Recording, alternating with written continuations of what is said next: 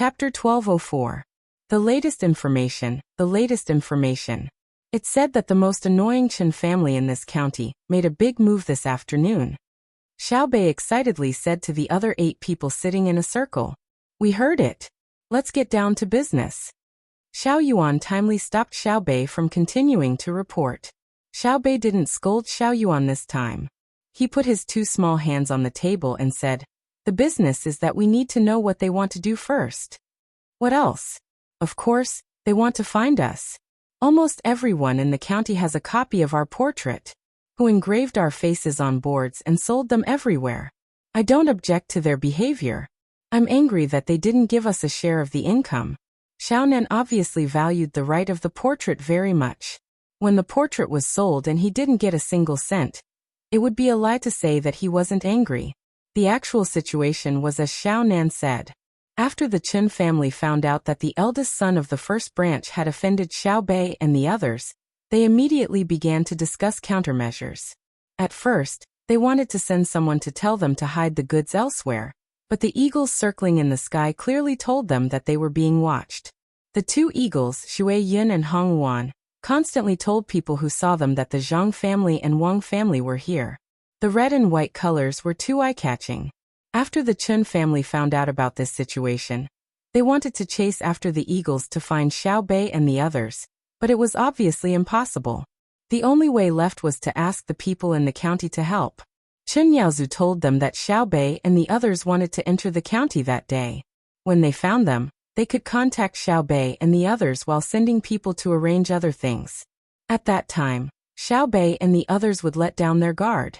Now Xiao Bei and the others were thinking about when and where to take action.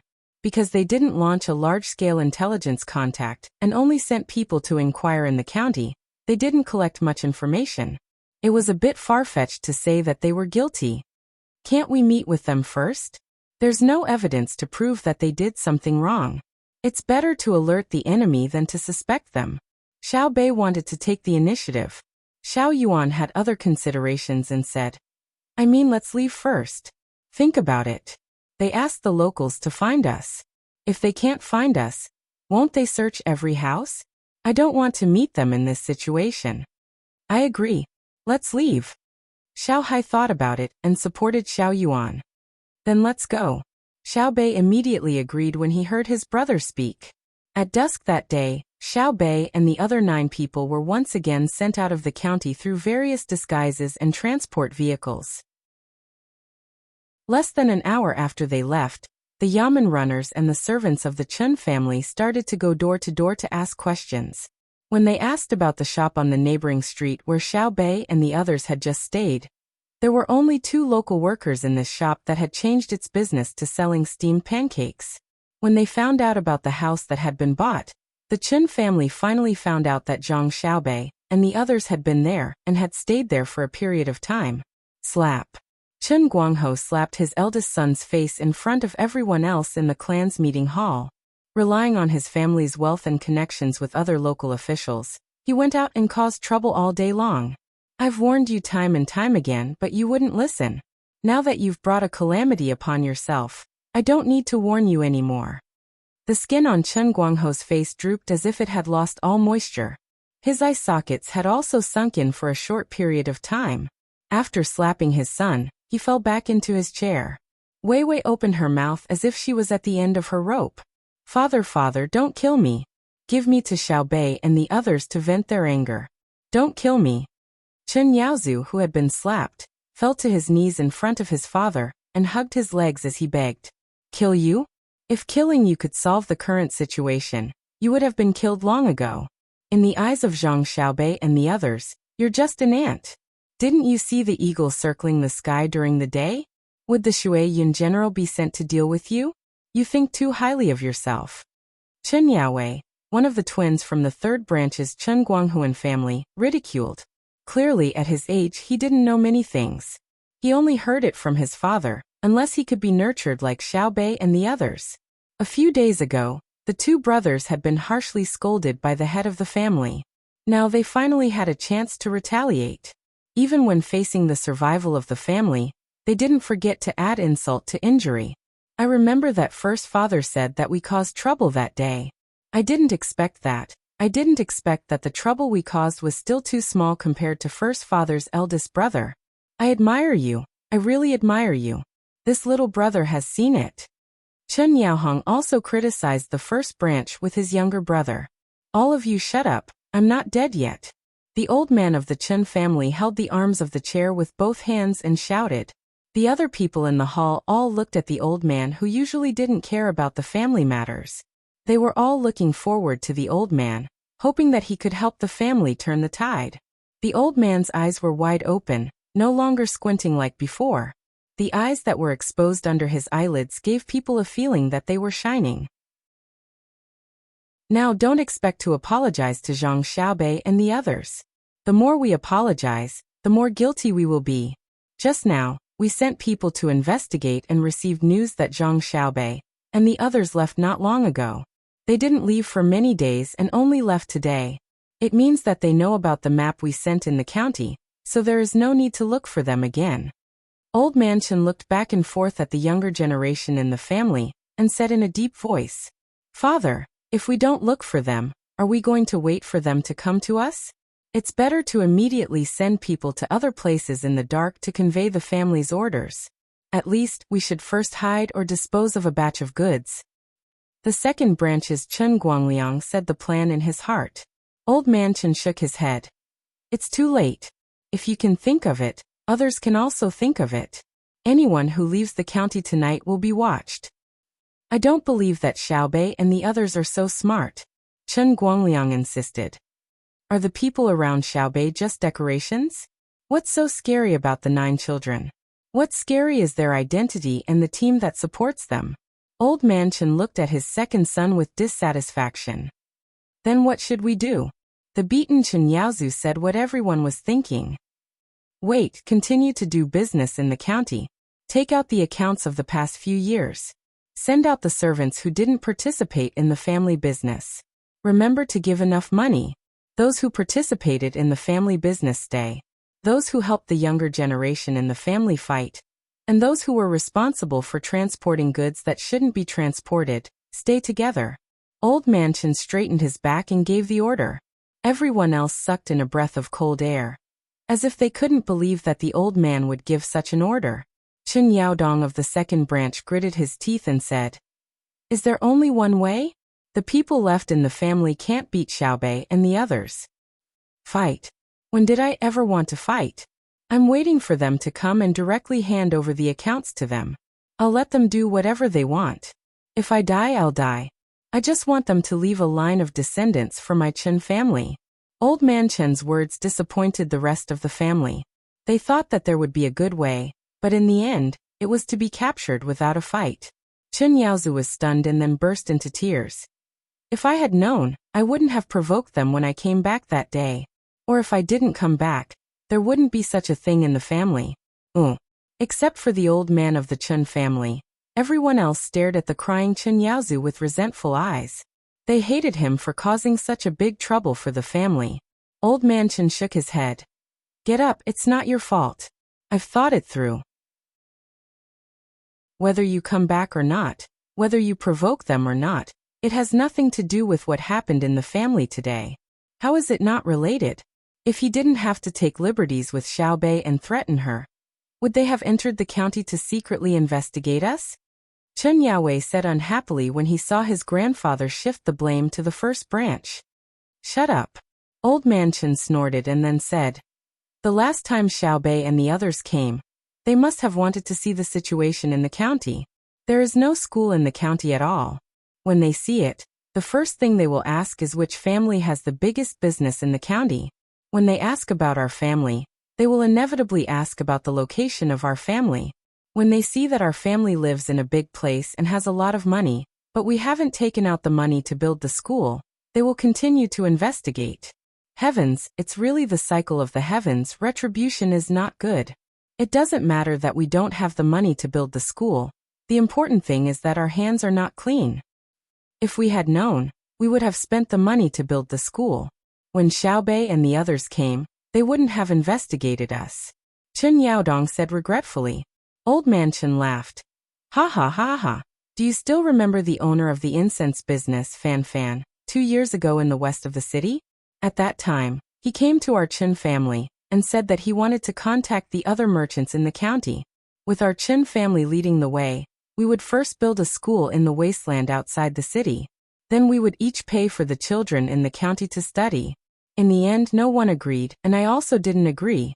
Why should we give the money to unrelated people? Then Fan Fan took out some money himself to build the school. We said that he was using this method to force us. In the end, he could only spend money to print books for the children to read.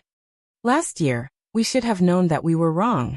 At that time, our family lacked living money and wanted to go to the bank to borrow money.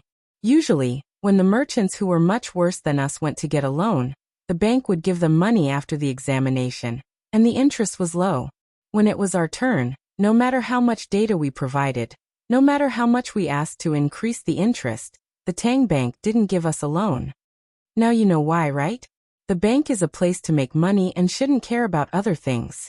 However, the bank was built by Zhang Xiaobao, so the things it does have to comply with Zhang Xiaobao's requirements. The Tang Bank uses this method to reward merchants who have contributed to the children of the Tang Empire. Unless they have a lot of living money, they won't consider lending to merchants like us. Now I believe that good deeds will be rewarded with good deeds. Even if the heavens don't reward them, they will. Even for those who have contributed money to the school and then accidentally lost money, as long as they come up with a new way to make money, the bank will also provide them with money. Retribution.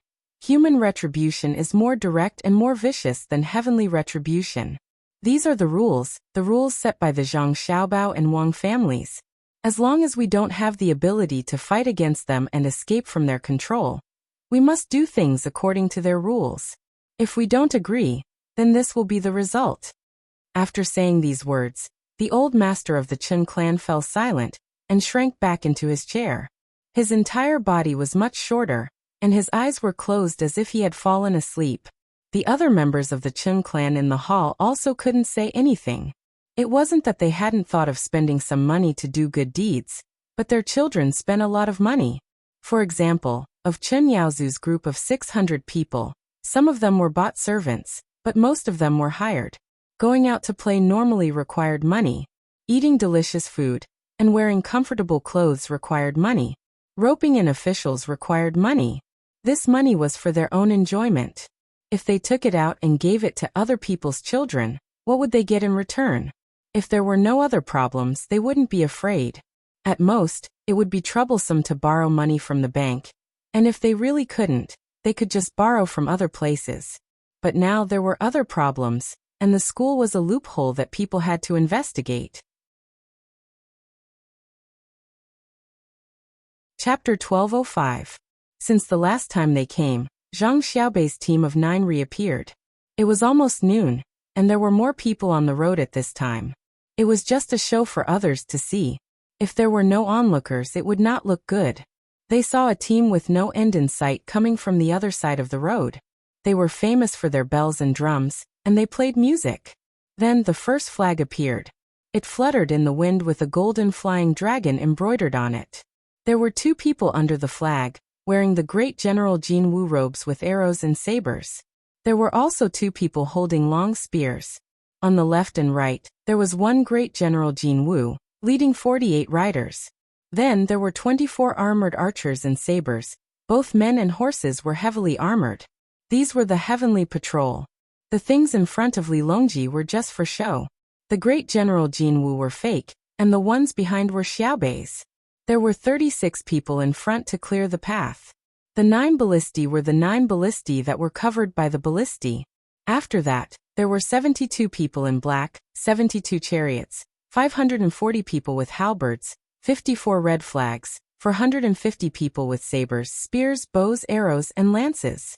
There were 30 message flags, 90 ceremonial knives, 108 ballistae, 18 vermilion lacquered round fans, and 9 ballistae. These were the ceremonial guards. After that, there were not many people. When they came out this time, they did not prepare to have a ceremonial guard. Most of them were temporary guards. Behind them were the chariots of Xiaobei's team of 9. They were all bright yellow, decorated with ivory decorations and pearls. There were also countless rice seedling flags stuck on the chariots and horses. They really did not have enough people to carry them. Next to the chariots were 100 short musketeers. Behind the chariots were 100 people with submachine guns. Behind them were 200 long musketeers. Behind the musketeers were 200 inner court musketeers. Behind the musketeers were 6 small cannons. Behind the small cannons were 300 people with long and short guns. In the sky, there were 13 eagles soaring. Xiaobei's team of 9 had not had such a grand ceremonial guard in a long time. To be precise, they had only done it twice, including this time. The inside of the chariot in front was actually filled with cement, and the wheels were squeaking from the pressure. However, others did not know that Xiaobei's team was short on manpower, so they were a little shabby. The people on the road were dumbfounded when they saw this group of people coming over. The group was too big. There were people on the wasteland, and the place where the alfalfa was planted was also trampled. When the passers-by saw this, they didn't think about the losses suffered by the people who planted the grass. Of course, they didn't know that Xiaobei and the others had to compensate them in the end. The procession was not moving fast. It was about the same as a normal person. It would take an hour for them to reach the place where they were now. This was enough time for someone to run to the county town and tell the others. After the procession had advanced for another 45 minutes, a large group of people appeared in front of them. All of them ran to the wasteland. There were both adults and children. They stood there, looking at the procession with curiosity and shock.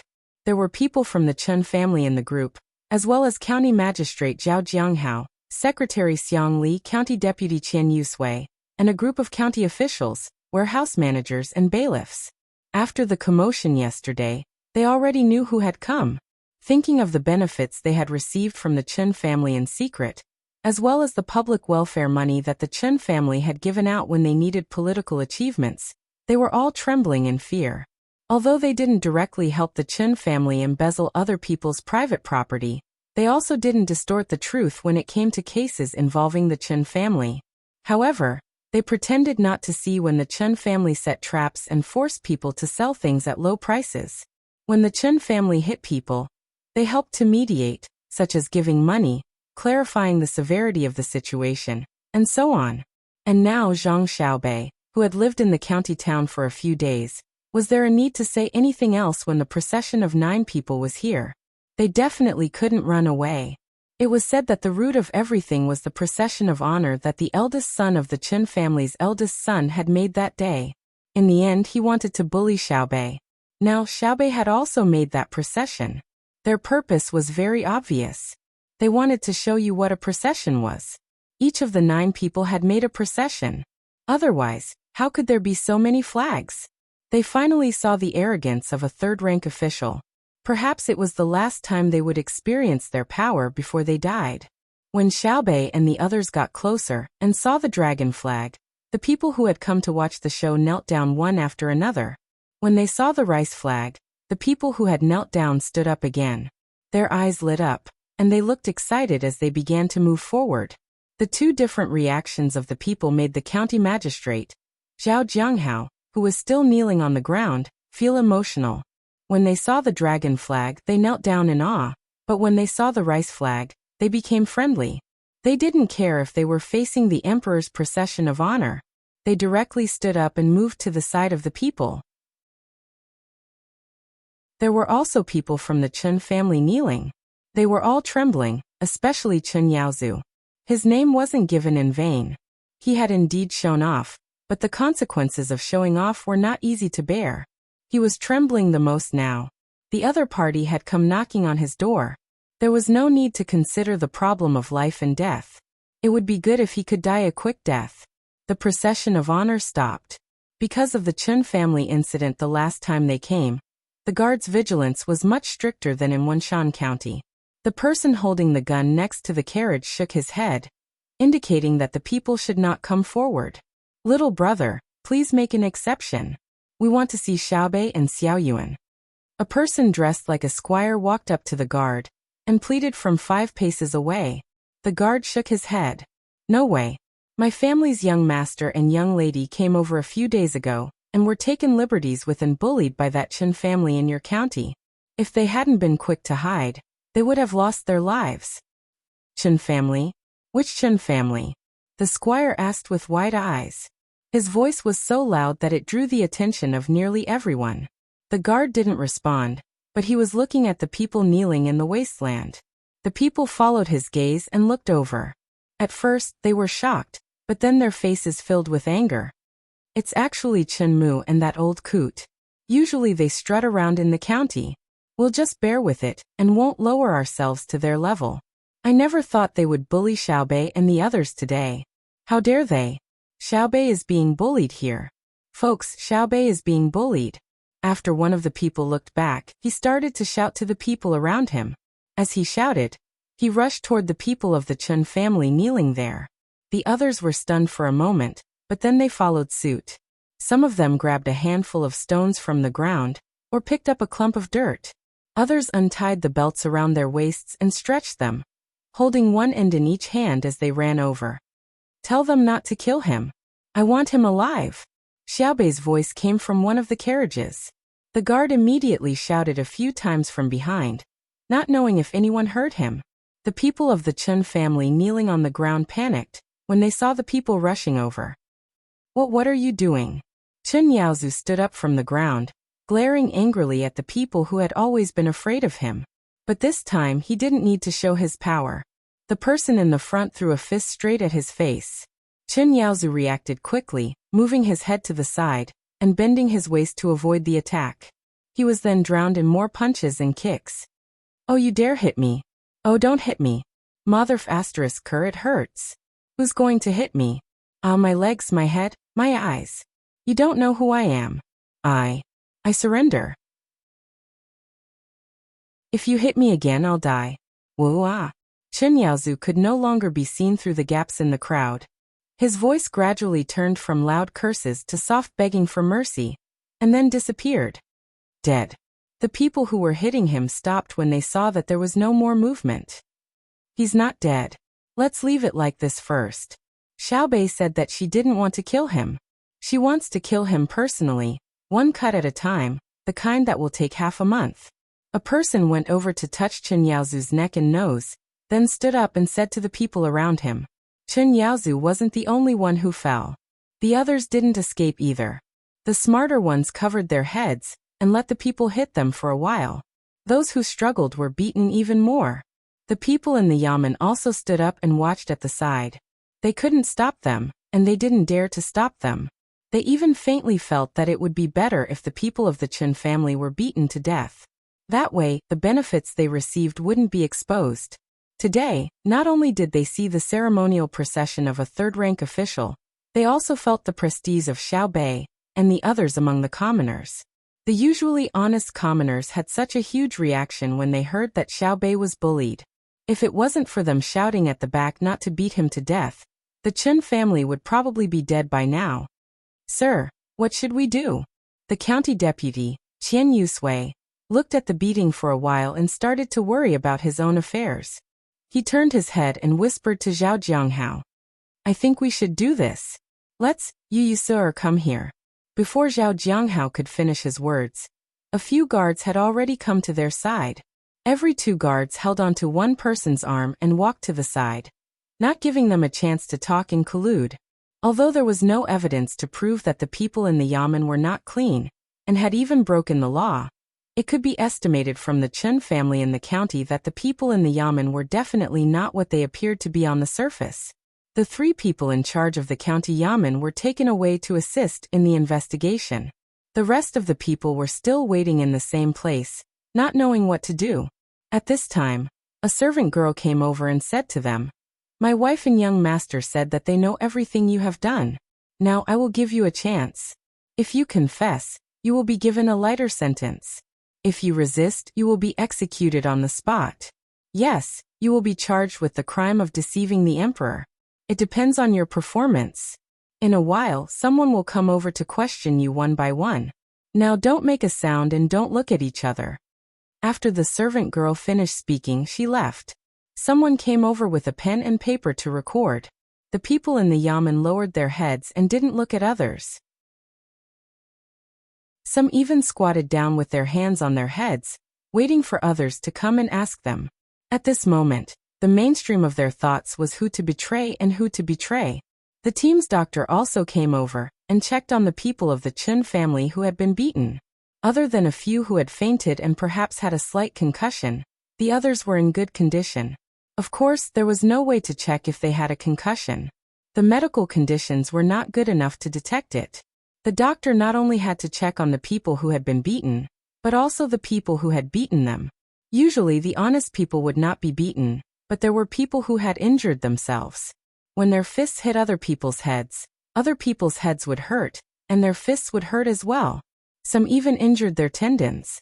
There were also a few who sprained their ankles when they hit others, and some were accidentally injured by their own people. Everyone was grinning, waiting for the doctor to come over and check on them. Who knocked my teeth out? Little fatty, was it you? An 8 or 9-year-old boy covered his mouth. Blood flowed down the gaps between his fingers.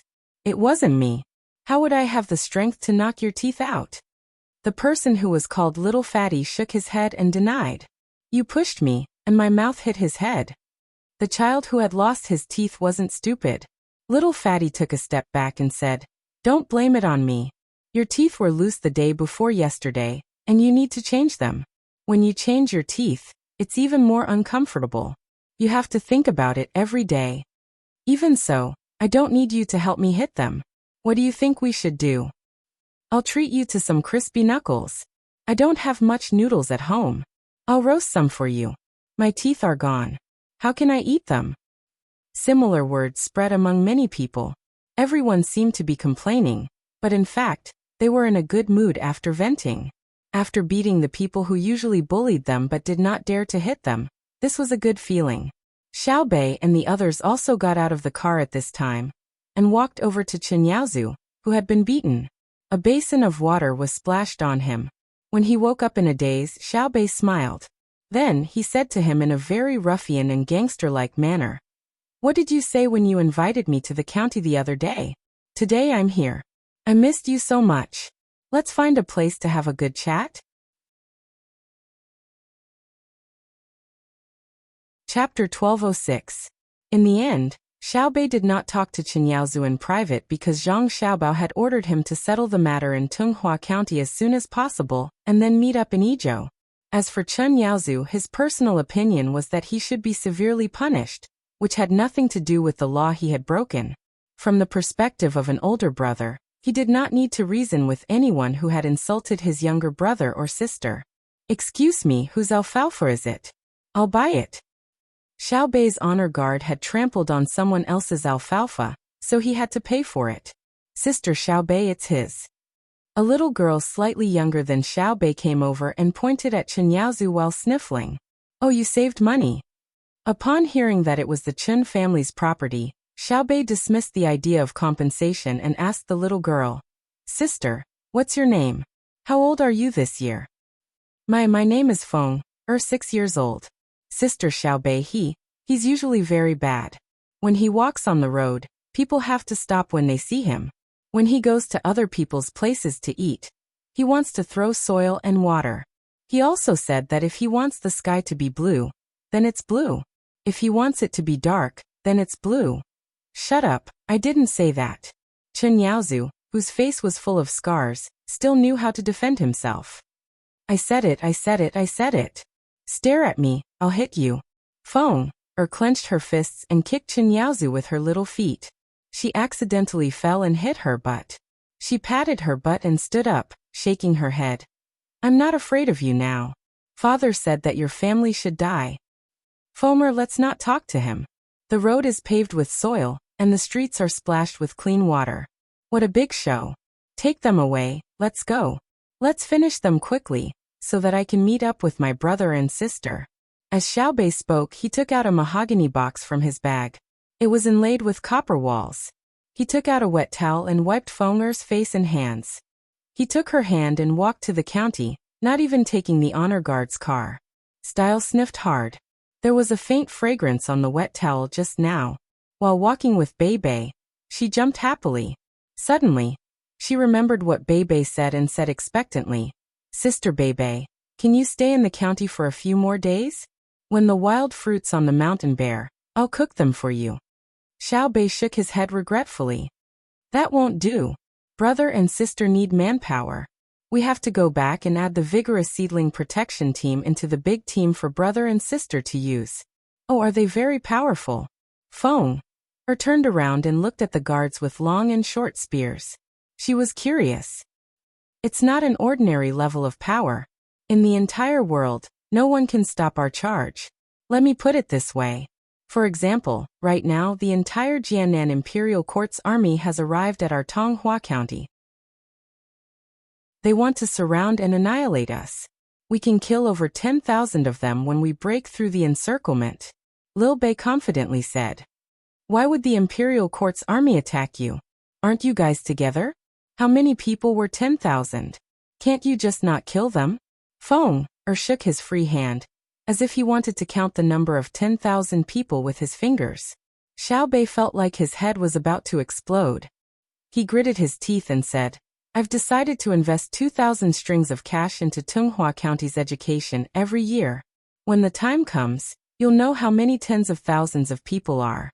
We won't beat each other up. It's just a joke." "How much is 2,000 strings of cash? Can you make me a new set of clothes and let me eat as much meat as I can?" Feng licked his lips and asked. "In a moment, when we enter the county, I'll immediately make meat for you to eat. Eat as much as you can." Xiao Bei finally realized the difference between children who went to school and those who didn't. The older children in Wenshan County's school wouldn't ask this kind of question. Xiao Yuan worriedly reminded him, "We've used up a lot in the past few days. There's not enough dried meat left to treat others to a meal." "Silly, we don't have any, but some people do. For example." Xiao Bei indicated for Xiao Yuan to look at the Chen family members who had been beaten. The group walked very slowly for less than half an hour before they entered the county. The first thing they did was to get something from the Chen family. The second thing was to spend money to buy all kinds of ingredients. The Chen family couldn't possibly provide such a large amount.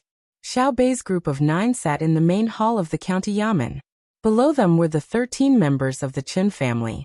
The youngest 3 didn't run away, but they weren't beaten. They were too young, so it wasn't easy to deal with them. Normally, the people in the county wouldn't see them, unlike the other members of the Chen family. The old man of the Chen family, Chen Mudong, was also bruised and swollen, but he knew how to protect himself and didn't suffer any more serious injuries. "Honorable patrol inspectors, my Chen family is guilty."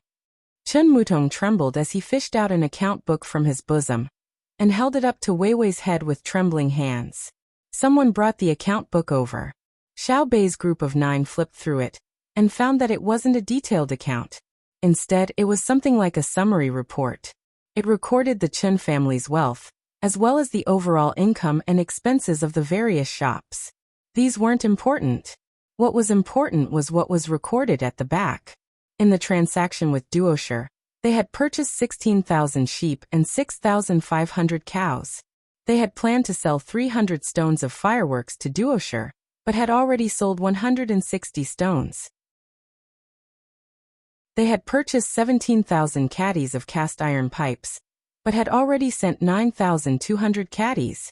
Later, they had dispatched people to various medical centers in batches to purchase finished medicines for typhoid fever and dysentery, which had already been sent to Duosher's 4,000 people. They had collected countless pieces of information related to Duosher from the people of Jiannan County and the government, and exchanged them. In addition, Duosher still owes the family 12,000 sheep, 6,000 cows, and 4,100 horses, among which were 300 military horses. The family owes Duosher 13,000 stones of salt, 500 stones of fermented tea, and 3,000 portions of frostbite cream. The account book was gently closed, and Xiao Bei's group of 9 looked at each other in surprise. "Our Chen family has already confessed everything, Patrol Inspector. Can you give us a way out?" Chen Mutong raised his head and asked dryly. He then found an excuse for himself. "When you were in Fengzhou, you didn't kill the officials who made the mistake.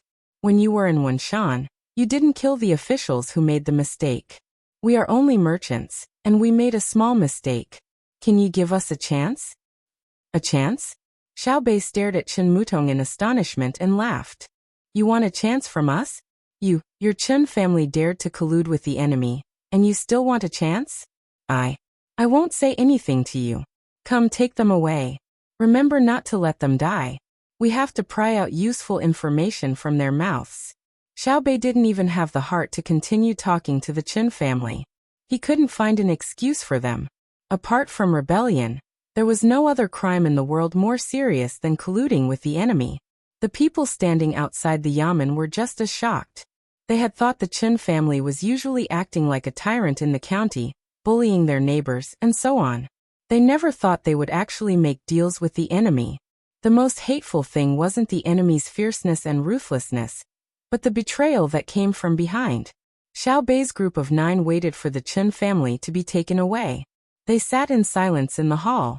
The people outside didn't make a sound, and no one even thought about killing the Chen family. They knew the Chen family wouldn't get better, but they couldn't figure out why. So they all looked sad. After a while, Xiaobei raised his head and clapped his hands. He smiled again and said happily, Okay. Let's not think about them. It's already past mealtime, but no one has eaten, right? I'll treat them to food. There'll be wine and meat, and there'll be sweets for the children. Let's first raid the Chen family, and see how many things they have. Originally, the things we raid should be given to the imperial court, but it's too far away. It's not worth it. I'll keep them, okay? The people outside didn't follow suit and shout okay at the right time. They were all still in a state of silence. Xiaobei rubbed his hands, thought for a while and continued. It's just colluding with the enemy. What's the big deal? Everyone is sad that our Tang Empire has people who colluded with the enemy, but don't forget that our Tang Empire has iron-blooded men who will fight to the death, merchants who are willing to go bankrupt in order to support the front line, and craftsmen who are unwilling to rest in order to provide logistics. Our Maozhou's Tunghua County isn't very far from the front line, so this place is very important. Don't keep thinking about the Chen family. Think about doing more work yourselves to provide more support to the front line. The children also need to work hard to learn, and help the adults count the goods and calculate the accounts. It's not too late now. The war won't end in a short time. Why are we fighting? To bully others? We don't have that kind of thought. We want to take advantage of other people's things and use them for our own. The longer we fight, the more things we will take, right?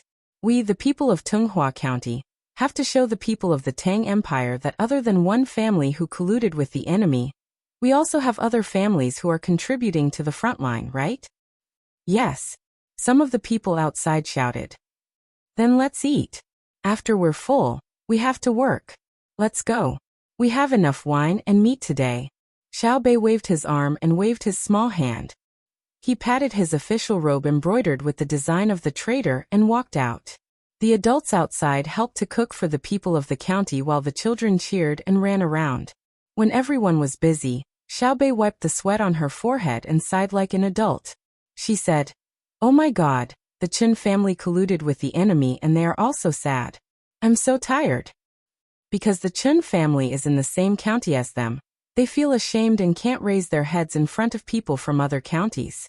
It's just like how the people of Sanshui County always walk with their heads held high. Xiao Yuan explained his understanding. Let's tell brother and sister, and see what they do. We have never dealt with the crime of colluding with the enemy. Last time in Jiangnan, it was brother and sister who dealt with it. Xiaobei found the problem, but she still couldn't make the decision herself. Zhang Xiaobao and Wang Wan's team had already passed the boundary of Wenshan. However, they didn't go west to Tunghua. Instead, they went straight down. Because the team was huge, they moved slowly. They planned to let the younger brother and sister's team come out of Tunghua and force their way to catch up with them. Many old men were sent out, as well as the children of the old men's families. They borrowed their reputation and ability to deal with trivial matters, so that they could free up their own people to do other things. They thought that the younger brother and sister's team were just dealing with a businessman in the county, and could be dealt with quickly. They didn't expect that the telegram sent over today was about evidence of collusion with Duosher. I don't know if it's because our family's babies are lucky or because Tunghua's Chen family is unlucky. They were just going to a random place to sell cement, and they actually caught them. It seems that Duosher is also very hardworking. They even know to buy medicine from the Tang Empire. Wang Wan didn't get angry after reading the report. It was only collusion. Which dynasty didn't collude with the enemy? Which country didn't have traitors? She just had to get used to it. Zhang Xiaobao supported his chin with his hand and thought for a while. He said, colluding with the enemy is not bad. We should encourage it and promote this spirit of risking countless dangers to benefit the people of the world. Have Xiaobei and the others hurry on their way after eating today, and send the cement to Weizhou. Escort the Chen family over. I have great use for them.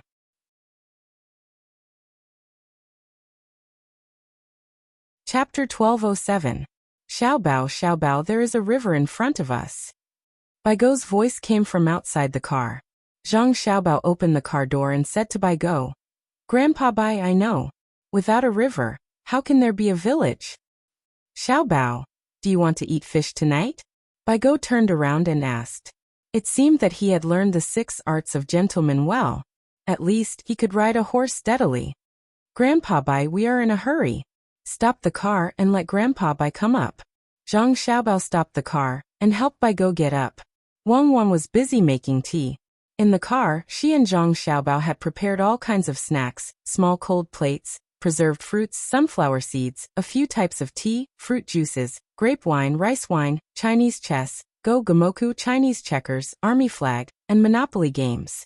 There were even musical instruments such as qin, xiao, hu, and pipa.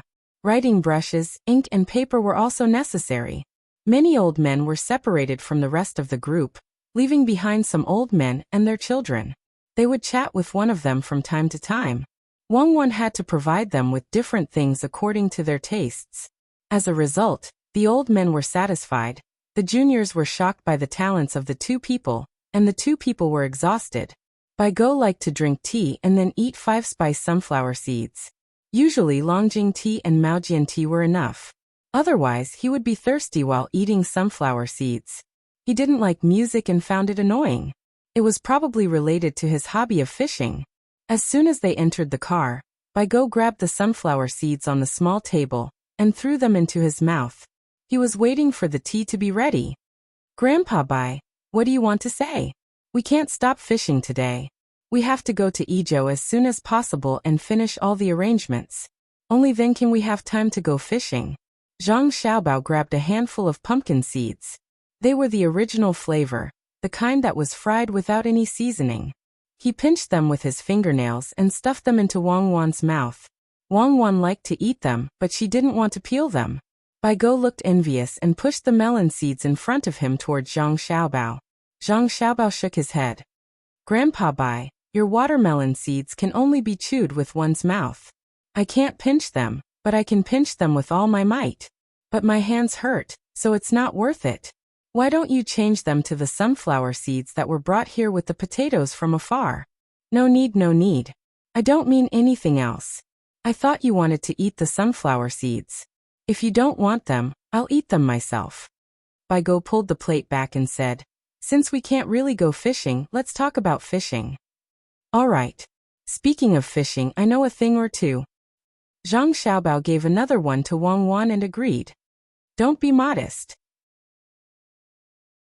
Who doesn't know that your family produces the best fishing tackle? Your grandpa has organized a fishing association and is selling fishing tackle to you everywhere. He's made a lot of money. Of course, he's also making a lot of money, several times more than what he gave to your family. When your father and mother were together, he didn't agree. As for me, I always persuaded him and told him. Seeing Zhang Xiaobao's gaze, Baigo was very embarrassed and stopped talking. He smiled without any awkwardness. Let's not talk about the past, and let's not talk about whether I persuaded him or not. Let's talk about the fishing tackle you designed. Different fish in different waters need different fishing tackle, right? Not really. The same fishing rod and the same bait can catch different fish. Zhang Xiaobao continued stuffing sunflower seeds into Wang Wan's mouth. Yes. Xiaobao, you know more. I want to ask why. The same fishing rod and bait can catch different fish. Don't you think it's amazing? Bai Go confidently followed Zhang Xiaobao's words. Zhang Xiaobao really wanted to find a medicine that could kill all the fish in the world. Otherwise, he would have to beat around the bush every time he talked about something. Facing Bai Go's question, he could only nod and say nothing. Bai Go said himself, since fish can be caught this way, can the same method be used to tempt people? What method? Zhang Xiaobao cooperated. Money. For money, one can sell one's body. For money, one can sell one's soul. For money, one can even sell one's country. Our Tang people have been tempted by money time and time again. They have done things that harm our Tang Empire. What do you think we should do? Bai Go put down the remaining sunflower seeds in his hand, picked up the teacup, and blew on the water. Zhang Xiaobao breathed a sigh of relief. He thought that there would be some kind of exchange of interests, but it turned out to be just a small problem.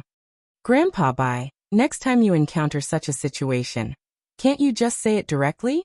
It's about the Chen family, right? Zhang Xiaobao also picked up the teacup and took a sip. How can we fish if we say it directly? Bai Go was very dissatisfied with Zhang Xiaobao's attitude. Isn't the purpose of fishing to change the topic to business? Why do we have to fish? How can we change the topic to business if we don't fish? Don't say it. What did you say? Let's talk business. How do we get down to business? Don't you have to switch from fishing? Grandpa Bai, Tonghua's Chen family isn't a big problem. It's easy to handle, I can make use of it. To be honest, not only is his family colluding with the enemy, but my family is as well. If I don't, how am I supposed to gather information? Zhang Xiaobao saw that they were about to end up in an endless loop, so he immediately returned to the main topic. Bai Su waved his hand. That's different. You have mutual exchanges with the enemy. You will consider what things you can give and what information you can give. As long as the Chen family has benefits, as long as they can provide information and materials, they are willing to trade. You do things for the country, and they do things for themselves. His family definitely had no excuse to say that they were doing this for the country. Otherwise, how could there not be a school in Tunghua County? The only thing left was the government's primary school. If the children wanted to enter, they had to be smart and be able to afford the tuition fees. If his family had organized the other people in the county to collectively farm, rented out the cattle they had exchanged for at a cheap price, built workshops, recruited people to build beautiful, neat, and sturdy houses for the craftsmen to live in, and led the people in the county to do business with the outside world. At the same time, they built the best school, gave the children the best food, the best clothes, and spent money to find a knowledgeable teacher. They planted herbs to subsidize the medical center. In that case, if Xiaobei and the others went to investigate, even if they found evidence of him colluding with the enemy, what would the result be? There would be local people jointly vouching for him. If Xiaobei and the others wanted to take him away, they would have to explain to the people for a long time. If it was not Xiaobei and the others who went, but other officials, it was very likely that they would be intercepted by the local people. Especially when Xiaobei and the others saw that the children in the school were living a good life, they would have to consider how to help the Chen family reduce the punishment. In the end, if they handed him over to me, I would not be able to kill them. There was a high probability that they would be included in the intelligence system. Zhang Xiaobao answered frankly. Wang also nodded. It was indeed so. Although there was a law, the fairness of the law had always been questioned. There would always be loopholes in the law because it was not detailed enough. Once the law was too detailed, it would lose the interests of the people who concentrated on social goods. Then the law would not be successful. If the protection of the interests of these people was written in the detailed law, it would require the support of other people who had scarce goods. They were the majority, so they naturally would not agree. Consent represented the appearance of a class, and it was still protected by the law. What was the difference between that and the ethnic differences in India? What was the difference between that and the minority policies of Xiaobao and herself? If there was no difference, how could the law be fair? Why should people support the absoluteness and independence of an unjust law? Losing these two characteristics would be a bad law. Therefore, The law had always been made for the majority of the people who could not resist the creation of the law. It was made to protect the fairness of the minority who had the majority of social goods and resources, and the majority who could not control the resources, and could only control the minority of resources. To put it bluntly, the rich and powerful were protected by the law. When facing them, the people who did not have money and power could not ask for fairness through the law. The rich and powerful could get fairness through the law from people like them and from groups without power and money.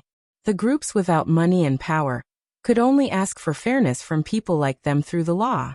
Then, under what circumstances could the disadvantaged group ask for fairness from the higher-ups?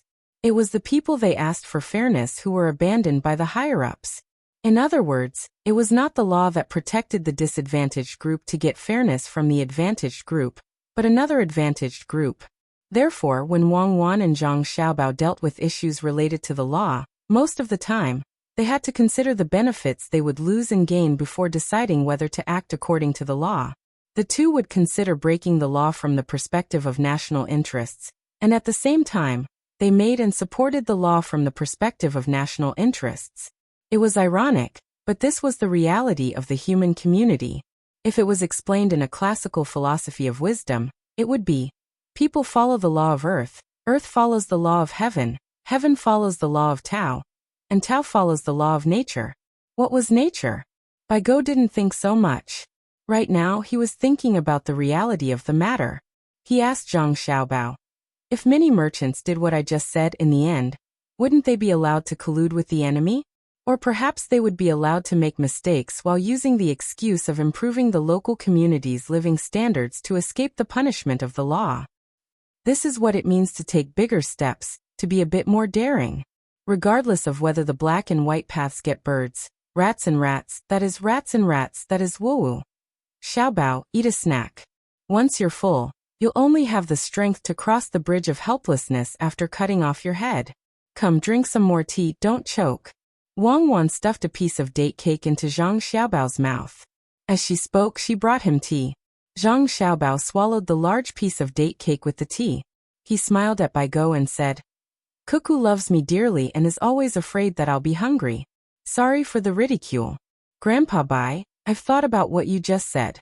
When the war starts, I'll take care of it. To be honest, I'm not worried about colluding with the enemy at all. As long as His Majesty doesn't collude with the enemy, it's fine. Other countries don't have basic industries. If I give Duosher a telegraph machine, can he make it? If I give them a cannon, they can't even aim accurately at where to shoot. The industrial technology of the Tang Empire is in my hands. Even if they work hard to get it, before they can learn it, Cuckoo's soldiers will push it over. How many years have Cuckoo and I been watching the industrial development technology? Look at the Tang Empire's Industrial Research Institute now. How many things have been produced? It's just a plane with wings that look like bandages for wounded people. Until now, there has been no news of a successful test flight. Bai Go nodded. Xiaobao, you're right. I'll wait for you to deal with the problem I just mentioned. Don't let us down, or I won't die in peace. What about the Chun family? I'll take over and continue to trade with Duosher. They just want guns, right? I'll give them salt and tea as much as I can. As long as the Tang Empire has extra or can speed up production, I won't be stingy. It'll be fine when the war starts. Waiting is sometimes a kind of pain, but it can also be said to be a kind of habit. Zhang Xiaobao closed his eyes and finished speaking. A smile appeared at the corner of his mouth. Today, I finished 2 chapters. Thank you for your support.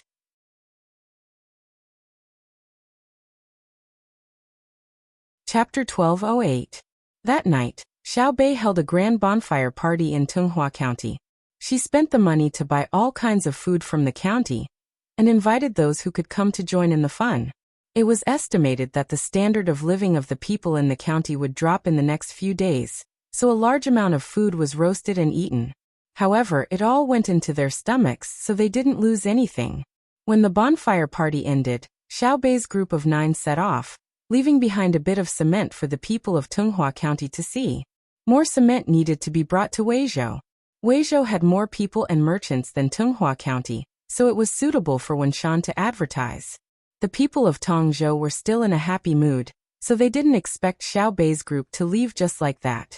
Seeing their troop gradually leave and disappear into the night, the people suddenly felt that the night sky was no longer as bright as before.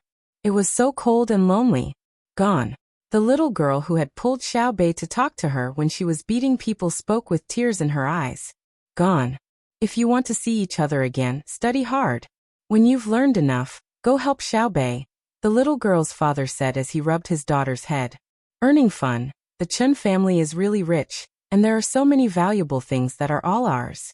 I definitely won't give them to Uncle Emperor. Let's discuss how to use them. It's estimated to be more than 600,000 strings of cash. That's a large sum of money.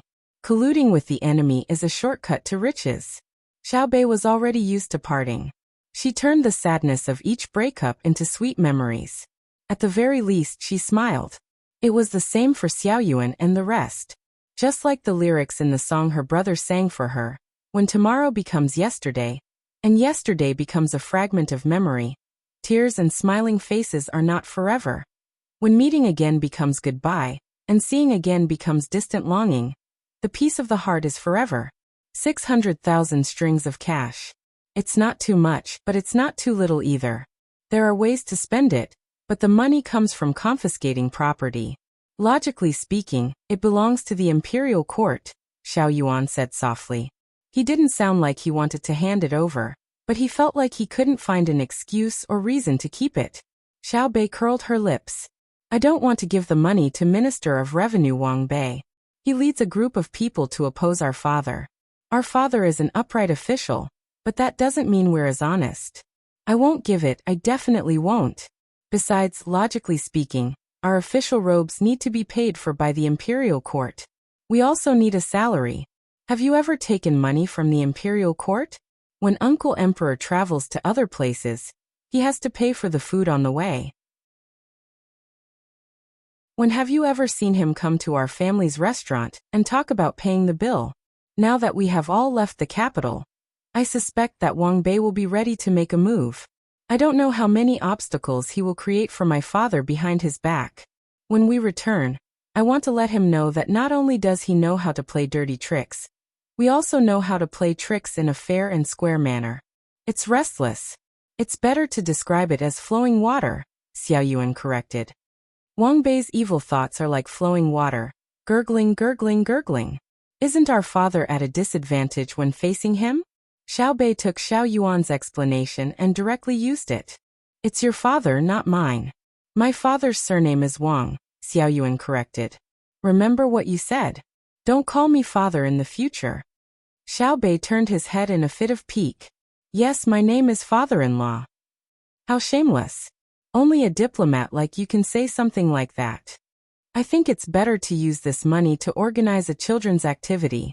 Xiao Hai saw that his sister and his future brother-in-law were quarreling again, so he interjected. When the other's attention was on him, he explained, children will be selected from various places in the Tang Empire based on their education level to participate in the state-level competition. After that, they will go to the capital for the finals and provide rewards to the winners. At the same time, the children who come to the capital will be organized to go on a trip to our Sanshui County. What's the use? I think other than spending money, it's just spending money. It's called spending money for the sake of spending money. It's better to directly buy a batch of things and send them to various places. Even if it's just a piece of clothing, it's still good. 600,000 strings of coins. It's enough to let my family's clothing store make it with a small profit. Xiao Bei started to be pragmatic again. I agree with Xiao Bei's words. Xiao Yuan wanted to vote. Xiao Hai ignored Xiao Yuan. When did you not agree with Xiao Bei's words? He continued, if we really want to send clothes to all the children in the Tang Empire, we just need to take out a little of our precious candy house's money. Brother said that the motivation for social development and advancement comes from human desires, or perhaps biological instincts. Plants know how to grow toward the sun, animals know how to occupy territory, and humans naturally compare. The happiness of humans lies in how many resources you have that others need. The purpose of the competition is not friendship, but competition.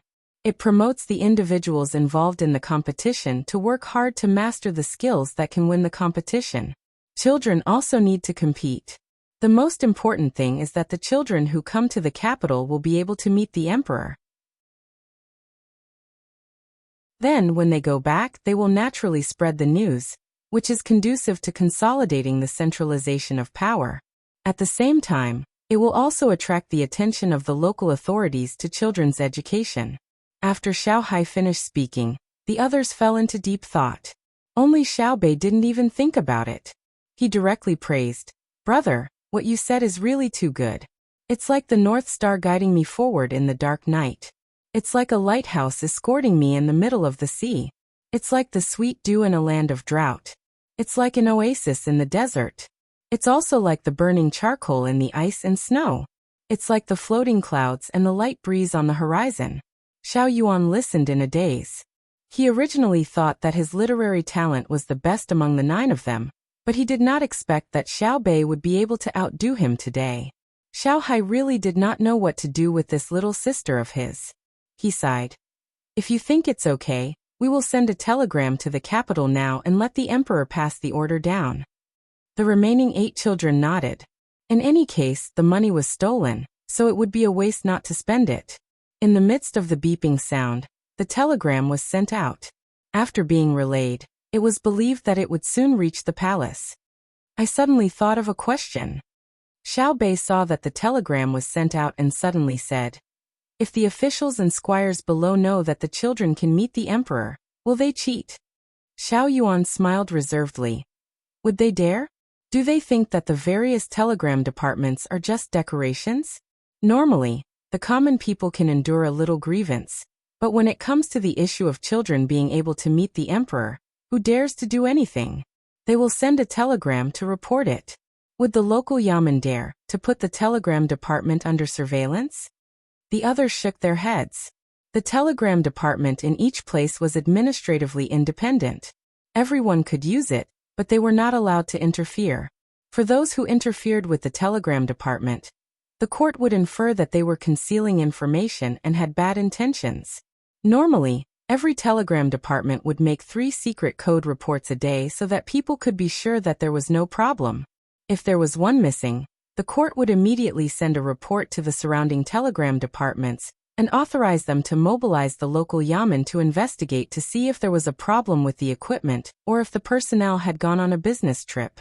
Just like the beacon tower in the past, it was lit once every morning and evening. If one pillar went up, it meant that it was safe. The other pillars and the order in which they were lit represented different meanings, but if the beacon tower did not have smoke, there would be a fast horse to check the situation. When Li Longji woke up this morning, he was not used to it. The actions of the concubines beside him made him feel awkward. Last night did not seem to be enough fun. Sitting by the bed and thinking about it, Li Longji finally understood why. A few days ago, his Empress Wang and Wu Huifei had left the capital for Sanshui County. At first, he felt that it was quite interesting to lose 2 people that he could usually see, but now he suddenly felt that something was missing from his side. Xiao Bao was right. A habit is indeed an uncontrollable fluctuation of the heart. It is even harder to control than anger and joy. You two can play. Are you bullying me because I can't go out? When you come back, see how I deal with you. Li Longji muttered as he thought about it. Then he had someone put on his clothes. There was no court today, so there was plenty of time. After washing up, Li Longji decided to have a good breakfast. He instructed the eunuch beside him. Tell the imperial kitchen to send fried cakes and mutton soup. Your Majesty, there are no fried cakes today, the eunuch replied nervously.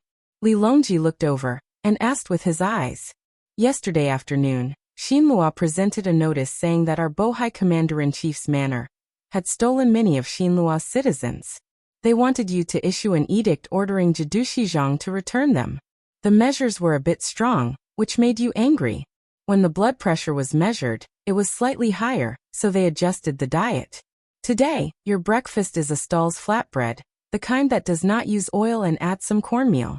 There is also a bowl of wild vegetable soup. The side dishes are cucumber with garlic, cold celery, blanched bitter melon, and old vinegar radish skin. If you feel that it is not enough, you can add sesame paste powder skin and kelp knot. The eunuch's reply was more and more cautious. He couldn't help but swallow his saliva. He had not eaten breakfast himself. Li Longji did not immediately speak. Instead, he lowered his head and thought for a while. Suddenly he smiled and said, "Ever since Xiao Bao and the others came up with a health system, I have not been able to eat anything for a day. Can I apply to have you make me an extra roasted eggplant?" "Yes, Your Majesty." The eunuch ran out. He did not dare to say that he was helping to apply. If His Majesty wanted to eat more, then so be it. Eggplant was a vegetarian dish. When Li Longji was eating, Gao Lisher came. He had lost some weight. He was probably busy repairing the palace recently. "Have you eaten, Lisher?" Li Longji picked up his chopsticks and asked Gao Lisher. "Your Majesty, I just ate with the people who worked last night. The dishes were not bad. There were braised pork knuckles and stewed chicken legs. Each of them also had a tail of white wine. I drank 2 tails of wine and ate 3 big steamed buns. Your Majesty, why are you eating so lightly?" After Gao Lisher finished speaking, he looked at Li Longji's pitiful breakfast. Li Longji ate a piece of eggplant and drank a mouthful of wild vegetable soup. He sighed and said, "They said that I was angry yesterday and my blood pressure was high. Naturally, my breakfast became like this. In fact, I was not angry yesterday. I was happy."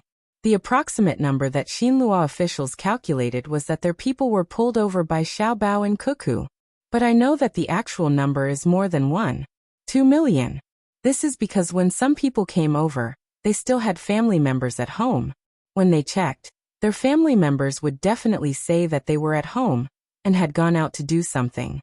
When those people who did not bring their family members settled down, their family members would also come over. At that time, it would not be 2 million. Tell me, how can I not be happy? The heavens bless my Tang Empire and sent Xiao Bao and Cuckoo here. Tell me, what would have happened if they had been born in Xinlua?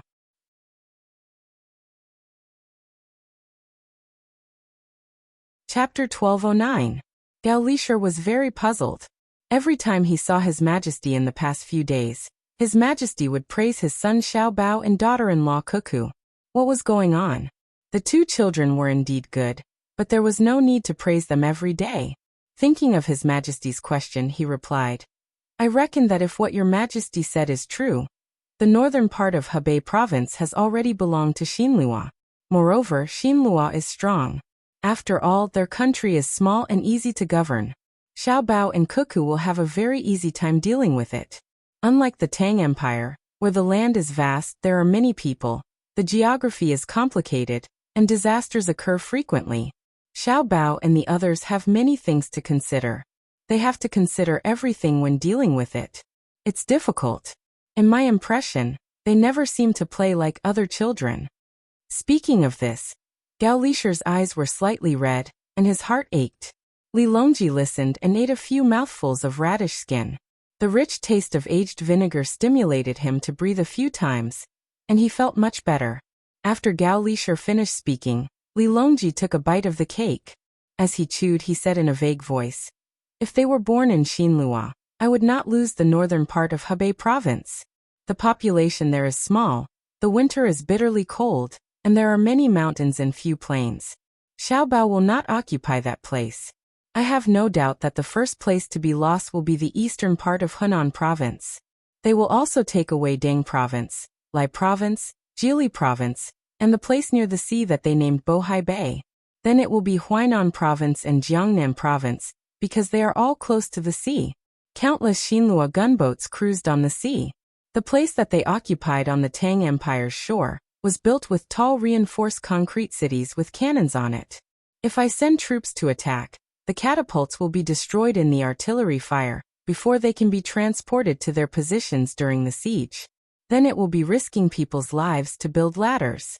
As for the battering rams and other things to attack the city walls and gates, there is no need to send them. When the ladders were moved forward, the soldiers raised their shields and rushed forward. Countless light and heavy machine guns spat out flames at the same time. There were also grenades and hot air balloons that were specifically looking for commanding generals to bombard. We lost our morale. I asked for peace and negotiations. Xiao Bao said peace with a smile, proposed trade, and began another kind of invasion. Hercules, tell me how scary it is. Gao Lisher nodded repeatedly as he listened. When Li Longji was done, he asked with concern, Your Majesty, are you tired from dealing with government affairs during the day? Or did you not sleep well at night? How do you know? I had a nightmare last night, and woke up in the morning. I dreamed that Xiao Bao in Cuckoo had died, and then reincarnated in Xinlua. I've analyzed it according to the psychology Xiao Bao taught me. I feel that it's because I heard the news of Xinlua during the day. I'm so happy that I keep thinking about it. Then, it's because Xiao Bao and Cuckoo have been away for too long. Help me think. Isn't that the case? Gao Lisher continued to nod and said awkwardly, It's not good to ask them to come back. It's too far away. Otherwise, we can send a telegram first and ask them to assemble a broadcasting station and a radio. We can use Zhang Zhong's things to communicate. Li Longji fell silent and began to compete with the food in front of him. When he was 80% full, he stopped and said, I'm worried because of the dream. It's fine. I'll be fine after dealing with a few things. Your Majesty, you don't have to worry. Your Majesty, you can think of it this way. Even if Xiao Bao and Cuckoo die and reincarnate in Xinlua, their hearts will definitely be with the Tang Empire. They will definitely find a way to come back to you and prove their identity to you. Then they will continue to support the affairs of the Tang Empire, right? Gao Lisher could only follow along and persuade him. Yes, yes, yes. Hercules, you've thought it through. Even if their bodies are not of the Tang Empire, their souls are still. I believe that even if they are at the ends of the earth, they will find a way to come back. With their abilities, no one can stop them. Even if they are further away, they will fly back like a balloon. I just need to wait patiently. Li Longji rubbed his stomach and said in a good mood. He stood up and walked out with Gao Lisher, intending to personally see the progress of the construction in the palace. Not long after they left, a voice came from behind, reporting, Zhang Xiaobei, Wang Xiaoyuan, and the other patrol inspectors called last night. Li Longji was happy at first, but then his face darkened. Why are you only showing me last night's telegram now? Your Majesty, it was too late last night. They didn't say that it was urgent, and didn't want to disturb your rest. The person handed the telegram to Li Longji with both hands. Li Longji snatched it over and said, They aren't anxious, but how can I not be anxious? In the future, when they call Xiao Bao, they must immediately show it to me. It's actually colluding with the enemy. The Chun family is really unlucky. They hid in the remote Tunghua, and were still caught by Xiaobei and the others. TSK. Heaven's net has wide meshes. Look, I've said before that they are definitely unique to the Tang Empire. No one can snatch them away. The fate of the Tang Empire is clearly displayed on them. So many patrol inspectors couldn't find them, but they sneaked over and caught them. They even colluded with the enemy. If this isn't the fate of the Tang Empire, what is? Li Longji muttered to himself. Gao Lisher was waiting anxiously at the side. He wanted to take a look, but he was afraid that it would affect His Majesty's mood, so he could only continue to wait. Li Longji also continued to grumble. The value of the copied items is estimated to be 600,000 strings of coins. There are also a lot of cows and sheep, but they didn't give it to me. They said that it was enough to compensate for the official robes and salaries of the two families. It's just a bunch of small trinkets. As for the Gu family, they took back all the benefits that I've taken from them over the years. Lisher, don't you think it's very interesting? Yes, yes. Gao Lisher replied. At the same time, he rubbed his hands anxiously. Fortunately, he could tell from His Majesty's words that the little fellows had caught someone again. Furthermore, it was the crime of colluding with the enemy. It was a huge crime. Not bad. After being greedy for money, they took it out and asked me to help organize a competition for the children of the Tang Empire. They wanted to cultivate a love for the Tang Empire from the moment they were children. They actually drew my head so big and my body so small. Lisher, can you guess who drew this? Oh, here, take a look for yourself. As Li Longji spoke, he realized that there was a problem. Gao Lisher also waited for him to take a look, so he casually passed it over. Gao Lisher was very surprised. There was a drawing on a telegram? He took a look and saw that there was indeed a drawing of a cartoon with a big head. Below was an explanation of the drawing. It was a square drawing of 20 centimeters on each side, 3 centimeters on the top, 5 centimeters on the left, a horizontal line. 2 centimeters on the left, 3 centimeters on the bottom, 5 centimeters on the left, 4 centimeters on the bottom, a 39-degree arc. After reading it, Gao Lisher suddenly understood and said, "So that's how it is. It's really a waste of telegram resources. Your Majesty, this subject thought that it was Xiaobei who suggested that Xiaozhu draw the drawing and Xiaohai calculate the location. The location where the telegram was received must have been drawn by someone else. To be able to use data to replace intuition, Xiaohai's skill is really impressive. Look at the content, look at the content." Li Longji really didn't think about the cartoon drawing before. At this moment he was equally shocked. Gao Lisher quickly finished reading the content of the telegram. His mood was the same as Li Longji's, very happy. Li Longji said, "Reply, I approve. Let them help me catch more bad guys over there. When they come back, I allow them to take a picture with me, just like when they draw for me. The kind with my autograph, haha." After receiving the order, the person who delivered the telegram turned around and ran out to deliver the report. Li Longji and Gao Lisher once again walked towards the construction site. However, just as they walked a short distance, another person who delivered the telegram hurried over. "Your Majesty, Zhang Xiaobao has sent a telegram." Li Longji's expression became serious. Zhang Xiaobao's telegram was different from Zhang Xiaobei's, so it must be something important. He took a look at it and said to Gao Lisher, "Why else would I say that when I dreamt that they were born in Xinlua, I would wake up in fright? Xiaobao is always scheming against people. Take a look." Gao Lisher took a look and nodded vigorously. The content of the telegram was very simple. To be precise, it was a supplement to the telegram sent by Xiaobei and the others. Why did it have to be the children of the Great Tang to hold a children's competition? In line with the Great Tang's care as a superior country, it was better to invite the children of Japan, Xinlua, and other small countries in the southwest to participate in the finals in the capital. 100,000 people from Xinlua, 200,000 from Japan, and 50,000 from the southwest could come in families to participate in the friendly competition in the Great Tang. At the same time, they could tour the capital of the superior country. All the expenses would be paid by the Great Tang. Each person would also be given a gift worth no less than 100 strings of coins, 2 sets of exquisite clothes, a set of fine glassware, and a medicine box that would be prepared at home, including commonly used medicines. If the participants had outstanding results, there would be more valuable prizes and rewards from the emperor of the superior country. Gao Lisher understood the purpose of Zhang Xiaobao's plan in the telegram. Oh, it was not a plan. It was a plan to appease the surrounding countries, the kind that could show friendship. Xiaobao called a few days ago and said that they had invited important people from Japan to the Great Tang for a tour. It must be to cooperate with Xiaobao. Xiaobao must have known what Xiaobei and the others were going to do and chased after them. This way, they can go and hunt for duo food in peace.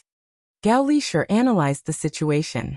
"Lisher, do you think that if they come to the capital, they won't cause trouble when Cuckoo fights duo food?" Li Longji asked. "Precisely. No. Li Longji shook his head. Has Minister forgotten Xiaobao's style of coming up with plans? Style? Is His Majesty saying that his plans are always chained together? Gao Lisher looked at the telegram again and shook his head. How could this subject not see it? Perhaps Xiaobao did not think it through and was just casually coming up with a plan. No matter how Gao Lisher looked at it, Xiaobao wanted to use money to attract people and then numb the surrounding countries so that they would not be disturbed when he dispatched his troops. Moreover, the amount of money used was not small. The travel expenses, accommodation, and food in the capital, as well as the gifts, added up to more than 30 million strings of coins. All of this was for the sake of obtaining victory on another battlefield, using money to buy time. But who would pay in the end? Gao Lisher began to worry and said to Li Longji, Your Majesty, this subject has secretly calculated and found that 30 million strings of coins might not be enough. Who will pay? The National Treasury? Your internal funds? The Zhang family and the Wang family? Xiaobei and the others definitely won't be able to fork out that much money. Li Longji waved his hand. The National Treasury's money cannot be touched. It's fine if I fork out a portion of my money, but I would feel the pinch if I were to fork out all of it. As for the power generation, ask Xiaobao who will pay for it. Is it the National Treasury, me, or his family? Li Longji instructed the person who delivered the telegram. After that, he was not in the mood to visit the construction site. He just waited there and got someone to bring tea and sunflower seeds. Nearly half an hour later, the person who delivered the telegram ran over and shouted, "Your Majesty, Zhang Xiaobao has replied and said that we don't need to fork out any money. There are others who are willing to fork out the money. Thank you for your support."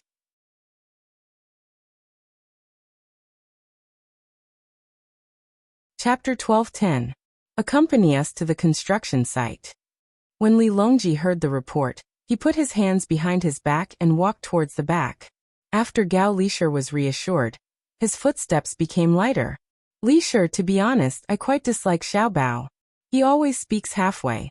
When I ask him, he always beats around the bush. Guess with me, who did he transfer the money to? How did he transfer it?" Li Longji began to sink into a special emotion. To put it bluntly, it was as if he was possessed. He would only act like this when he was facing Zhang Xiaobao. In the past 10 years, he had fought in this dark scheme time and time again, but he had never seen the light of day. Without waiting for Gao Lishir to reply, Li Longji continued, "It has already become a habit that we like.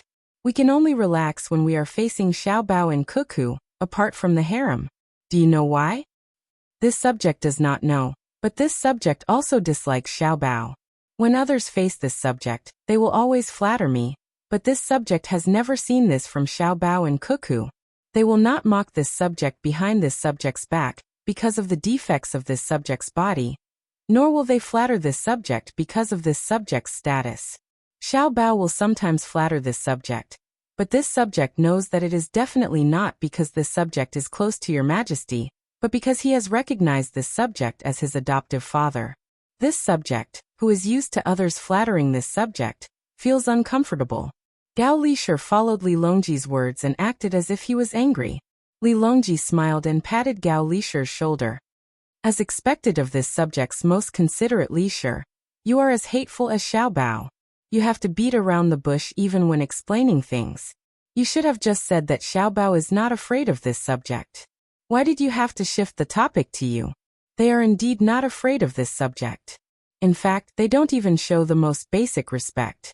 The only time they showed respect from the bottom of their hearts was when they decided to abolish the land and salaries of all officials and increase taxes based on their income. At that time, I promised to give Cuckoo half of the military forces to fight against the threats of the important ministers and the various families. Unfortunately, I was wrong at that time. I thought they would use force to force the various families to compromise. Who would have thought? Who would have thought that when His Majesty wanted to give them soldiers, they would have no use for them at all? Not only did they have Cuckoo, who was good at fighting, they also had Xiaobao, who liked to play tricks and schemes. They knew what they would face, so they made preparations in advance. However, they still accepted your kindness. This time, Gao Lishir did not beat around the bush and spoke bluntly. In this era, he was the only one who dared to analyze Li Longji's psychology. No one else dared to, and it was even more impossible for Li Longji to have such a heart-to-heart with his subjects. Similarly, Zhang Xiaobao and Wang Wan respected him, not because of his high position, but because they knew his loyalty throughout history, even if he was a eunuch. Li Longji nodded. Speaking of dislike for Xiaobao and the others, it's a recognition of them.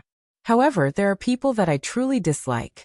The group led by the Minister of Revenue, Wang Bei, and the people from the censorate are eager to try. Their goal in opposing Zhang Zhong is to oppose Xiaobao and Cuckoo. I know that they are doing this for me to see. The way to be a ruler is to use people and use their abilities to suppress their hearts. There needs to be a balance. That's why they stood out and opposed Zhang Zhong. I can't deal with them yet, so I can only give them hints. They clearly received the hint, but they still acted the same way.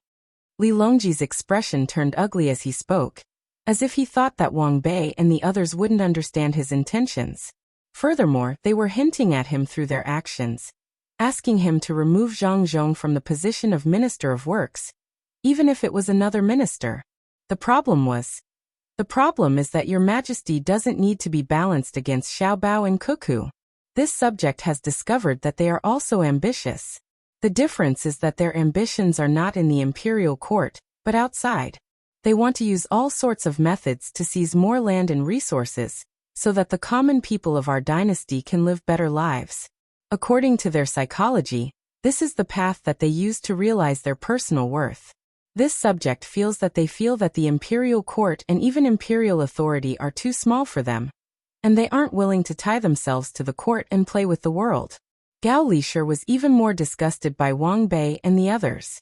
It was easy to remove Zhang Zhong, but difficult to replace him. Xiaobao had said long ago that they needed to take control of the Great Tang's industries and build a powerful Great Tang heavy industry.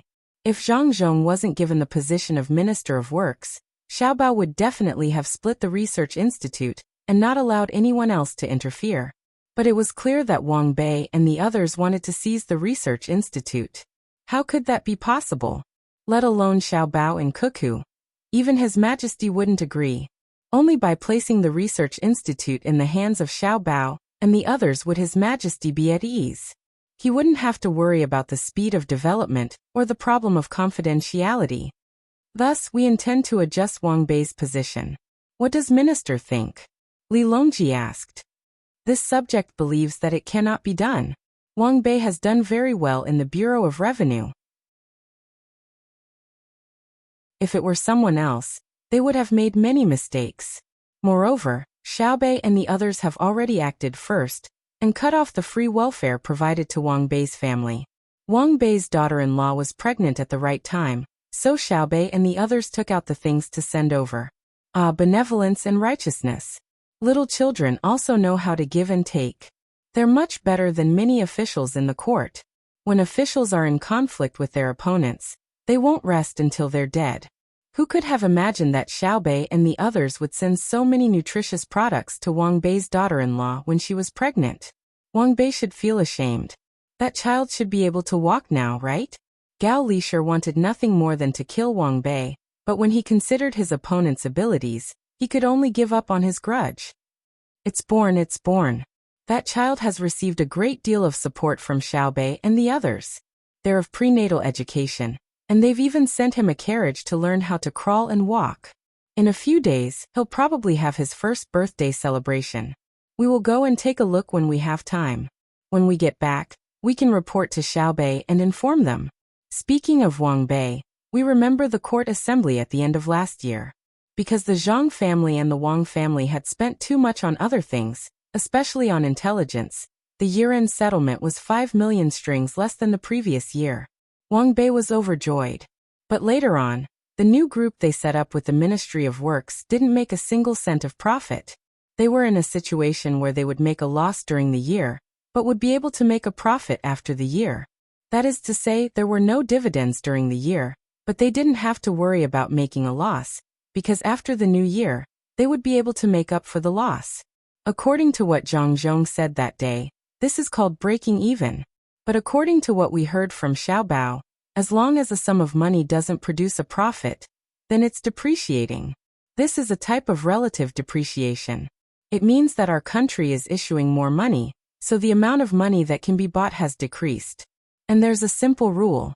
The more luxury goods are bought in society, the more the currency will inflate. This is a type of relative depreciation. Xiaobao also said that there's another type of absolute depreciation. He said that he guaranteed to control this situation and wouldn't allow it to happen, or at least within a certain period of time.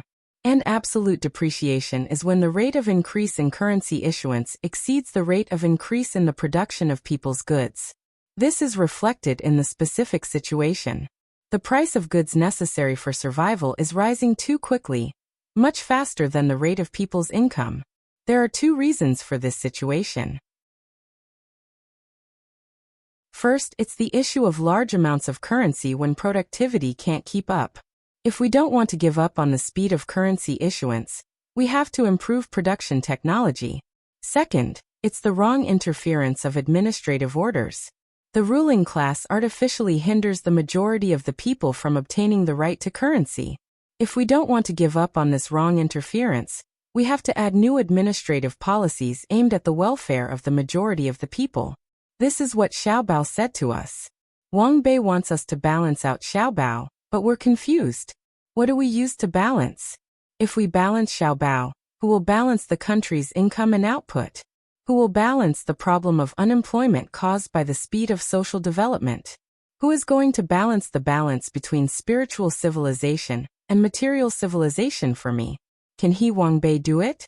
Whenever a part of the country is affected by a disaster and needs money, Wang Bei will have a sad expression. He's sad because he can't find a good way to allocate money.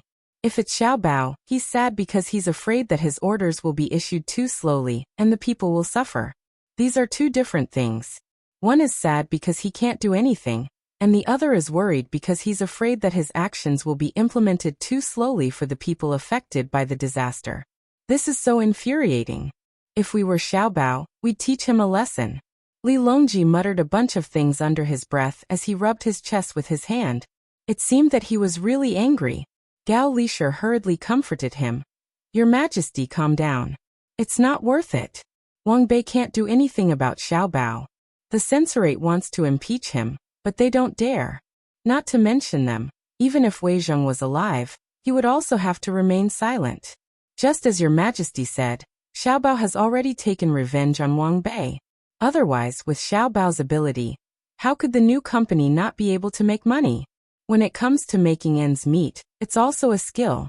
Even if you investigate carefully, you won't find any problems. Xiaobao can't go too far. You heard it that day. Wang Bei shouted that Xiaobao promised not to do anything to the people in the country, but he played tricks on them. If they really lost money, they'll cry even louder. The main thing is that Xiaobao promised Cuckoo that he won't use his ability to harm his own people. Otherwise, look at Tibet in the past, as well as Xinhua in Japan now. When Xiaobao was against them, he really invaded them like fire. Your Majesty, don't be fooled by Wang Bei's loud voice. He's actually afraid. He thought that Xiaobao is gentle and kind to the country, but he forgot that Xiaobao is a vengeful person. Your Majesty, look, we've arrived at the Yin and Yang Palace.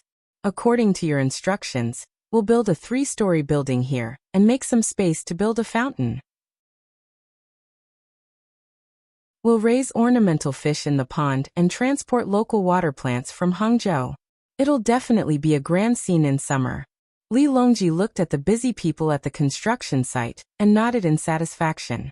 Then he said, in the past when I wanted to build the palace, the ministers always stopped me. Now that I'm building it, who dares to say anything? If it weren't for Xiaobao making money for me, not to mention building a 3-story building, I would have been controlled by others. Gao Lisher could tell that Her Majesty's mind was filled with Xiaobao's goodness. No matter what was said, no matter what topic was brought up, Her Majesty would definitely think of Xiaobao first. After Li Longji finished speaking, he looked around the Yin and Yang Palace, and did not give any instructions to the construction team. This was because the construction team here was from the Zhengzheng Construction Group. No matter if it was safety, technology, or quality, there were no problems. What made Li Longji depressed was that the price was very high. This was because according to the rules set by Zhang Xiaobao and Wang Wan, the charging method for the rich and powerful was different.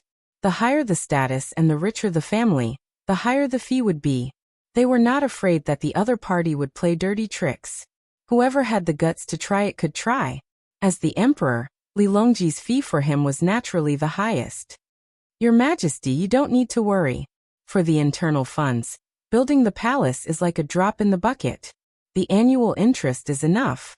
Moreover, the money earned by the Zhengzheng Construction Group will immediately be used in other areas, such as building bridges for the village, schools, or roadside pavilions for people to rest. Gao Lisher fanned the dust with his hand as he spoke. I know. It's just that every time I take money out, I can't control the urge to take it back because I don't know how to earn money. I'm not like Xiaobao, who doesn't feel bad about spending money because he can continue to earn.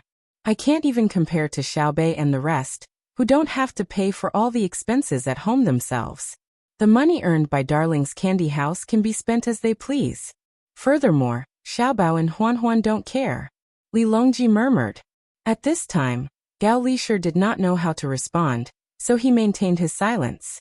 Your Majesty, the Crown Prince is here. He's already inside. The sound of the construction site could not cover up the eunuch's shrill voice. A eunuch came to report the situation. Just as he finished speaking, Crown Prince Li Hong, who was originally Li Ying, walked in from outside. In theory, even the Crown Prince could not casually barge in, but Li Ying had received a telegram from Zhang Xiaobao, so he had enough confidence to enter directly. Moreover, he had also received guidance from Zhang Xiaobao, who told him that if he followed the rules too much, he would lose affection. Occasionally, he would make a small mistake to bring people closer to each other. Therefore, Li Ying chose to barge in at this time without any notice. In his hand was an item with the signatures of the manager of Savant's restaurant and the head steward of Zhangwang. Hong, don't you have anything to do today? Li Longji did not consider the fact that his son had come without notice. This was a construction site and it was a mess. Who would be notified? I have something to do, so I'm busy. However, Xiaobao sent me a telegram and told me something. At the same time, he asked me to bring something over. I also miss father, so I rushed over. Look, I haven't changed my clothes yet. Li Ying lifted the item in his hand and smiled at Li Longji. This casual attitude of his was faked. To be precise, it was trained. In front of the mirror, he practiced according to Zhang Xiaobao's teachings. Not only did he have to practice his expression, voice and eyes, but he also had to cooperate with his mental cultivation method. That was if he was strong, he would be strong. If he was tyrannical, he would be tyrannical. If he was tyrannical, he would be tyrannical. If he was tyrannical, he would be tyrannical. The kind that would not fight back and would talk cheerfully and wittily. Li Longji sized up his son and saw that his son's clothes were dyed black. Other than black, there were also yellow and red. What was the Crown Prince busy with before you came? Gao Lishur asked Li Longji. Li Ying was very respectful of Gao Lishur. In private he would call him Master Gao. Of course, the respect he had for him now was slightly less, or perhaps even more. Everything was because of Zhang Xiaobao's support. Therefore, with Zhang Xiaobao's support, he did not have to pay too much attention to others. However, Zhang Xiaobao was Gao Lishur's adopted son, so he had to respect him even more. Li Ying understood Zhang Xiaobao's meaning. He did not want the country to be too unstable and affect its diplomatic relations. At the same time, he would not allow others to mistreat his adopted father. Thinking of this, Li Ying adjusted his attitude and said with a smile, General, I went to the newly established printing workshop to see them working. The Ministry of Works Research Institute sent a new dye called ink paste or coloring agent. Anyway, that's what it is. As a result, newspapers can be printed with various colored patterns and words. Although the patterns are a little troublesome and not very accurate, they are modularized. Various small patterns are done first and then pieced together. The requirements for the printing staff are very high. Otherwise, they would not be able to piece together well. Oh, you brought printed newspapers over? Li Longji's interest was piqued. He had just seen a remote data command map today. Now there was a colored newspaper and some modularized patterns. Very good. Li Ying, who was already prepared, took out a few rolled-up newspapers and handed them to Li Longji with one hand. Then he placed the things he was carrying on the ground and stood there panting. It was obvious that the things he was carrying were not light. Li Longji and Gao Lishur gathered together to read the newspaper. There were indeed patterns, but they were a little rigid. There were many different colors on the newspaper, and it was very eye-catching. The two of them then looked at the content. The headline was two large red words, debate. Following that was a row of small yellow words, strong enemies are watching. The long journey is not for the next life, but for this life. With the hot blood of Tang, who can withstand the blade of the treasured sword? At the bottom, the author's name was written, Wang Wan. Then, there was a large picture of a warrior riding a horse and waving a blade. The background was a large flag with the word Tang. There was also a row of blurred flowery words printed diagonally on the picture. Swallowing 10,000 li like a tiger. Li Longji subconsciously straightened his back, as though he was the one riding on the horse and waving the blade. Gao Lisher also gritted his teeth and took a deep breath. Li Ying said, "The boards with the picture have been sent to various places. According to the request, a copy of this newspaper will appear in all newspapers in Great Tang tomorrow morning." Good. Send it out. The people know that there is going to be a war. In the past, they were also looking forward to it. Now it has finally begun. Xiao Bao will soon bring out the administrative plan. Hong. Or what is the price of this newspaper? Li Longji knew that tomorrow's newspaper was going to start promoting the war, and it was going to win the support of the people. Li Ying took out another newspaper and put it together with the previous one. "Father, it's the same as before. 1 copper coin per copy. Don't throw it away after you read it. If you collect 3 copies, you can exchange it for 2 copper coins. If you cut out the advertisement section of the newspaper, you might even be able to get a bargain of 1 copper coin." Li Longji put on a smile and said, "Lisher, do you see this? This is Xiao Bao. There are many articles written by great scholars and the policies of the imperial court.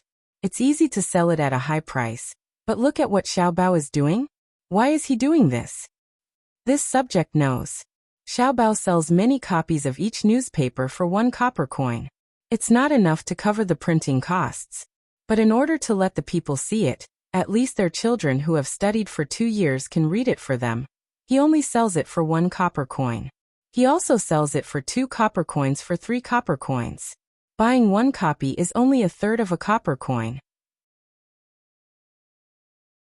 Xiao Bao doesn't want the people to lose the opportunity to pay attention to the country because of money, so it's very cheap. But Xiao Bao doesn't want to lose money, so he found merchants from all over to advertise. At this time, the newspaper has profits, and it's very big. In order to let the people pay attention to the advertisements in the newspaper, Xiao Bao also asked the merchants to take turns. Every day, a merchant would take out the cost of the item to sell, but they would need the piece of paper in the newspaper. Every place is different, but the same thing is that there are discounts every day. Thus, our dynasty sells many newspapers every day. This is because when the people buy it, there's no loss at all. If they need to buy a lot of things, they can even take advantage of it. Not only does it allow the people to be educated, but it also promotes the sales of goods. At the same time, it also allows our dynasty's newspaper distribution industry to earn profits. And Xiao Bao clearly can get more money from this, but he gives it up. He doesn't have any selfish motives. He's doing this for the sake of the country and the people. Gao Lisher sincerely praised, not at all affected by Xiao Bao's identity as his adopted son. "General Gao is right." "Xiao Bao, Li Longji said doubtfully. Li Ying quickly changed his words. "Zhang Xiao Bao, Li Longji continued to question.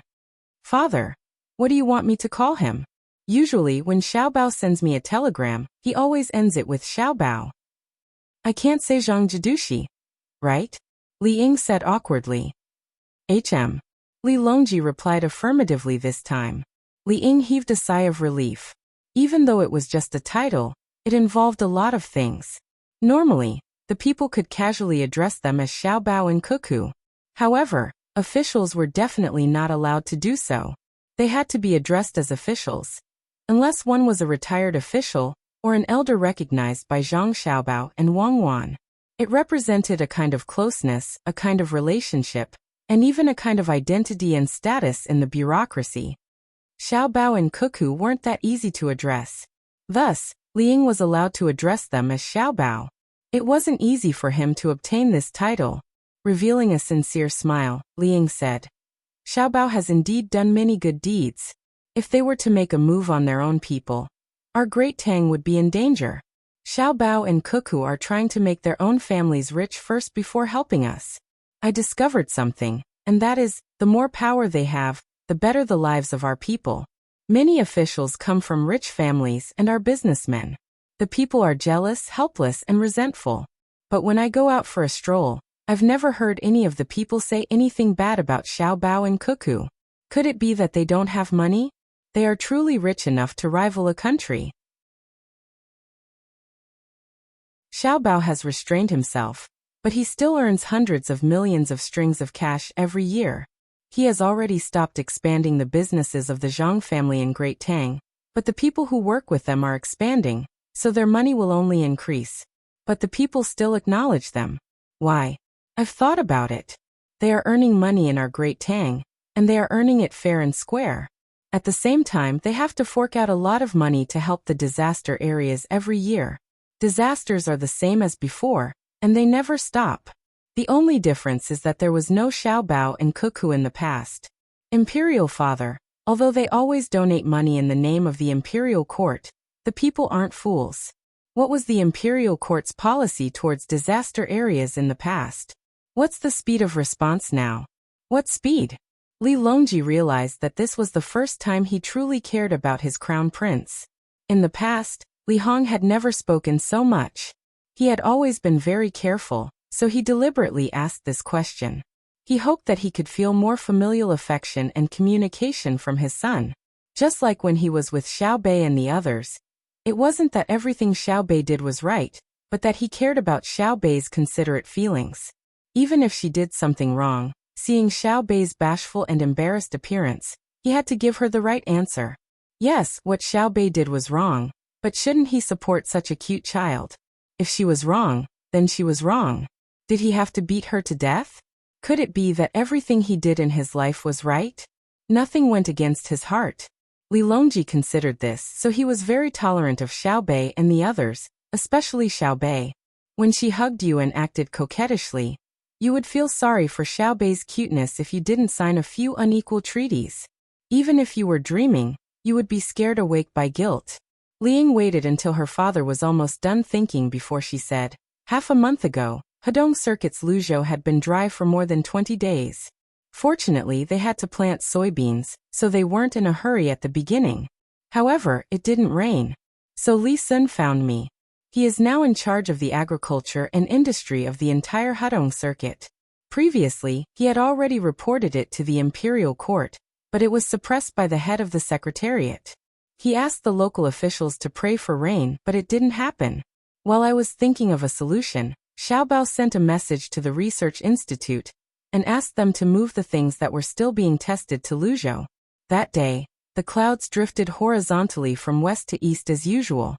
However, the rumbling sound of artillery fire came from Qinzhou, and then it rained in Luzhou.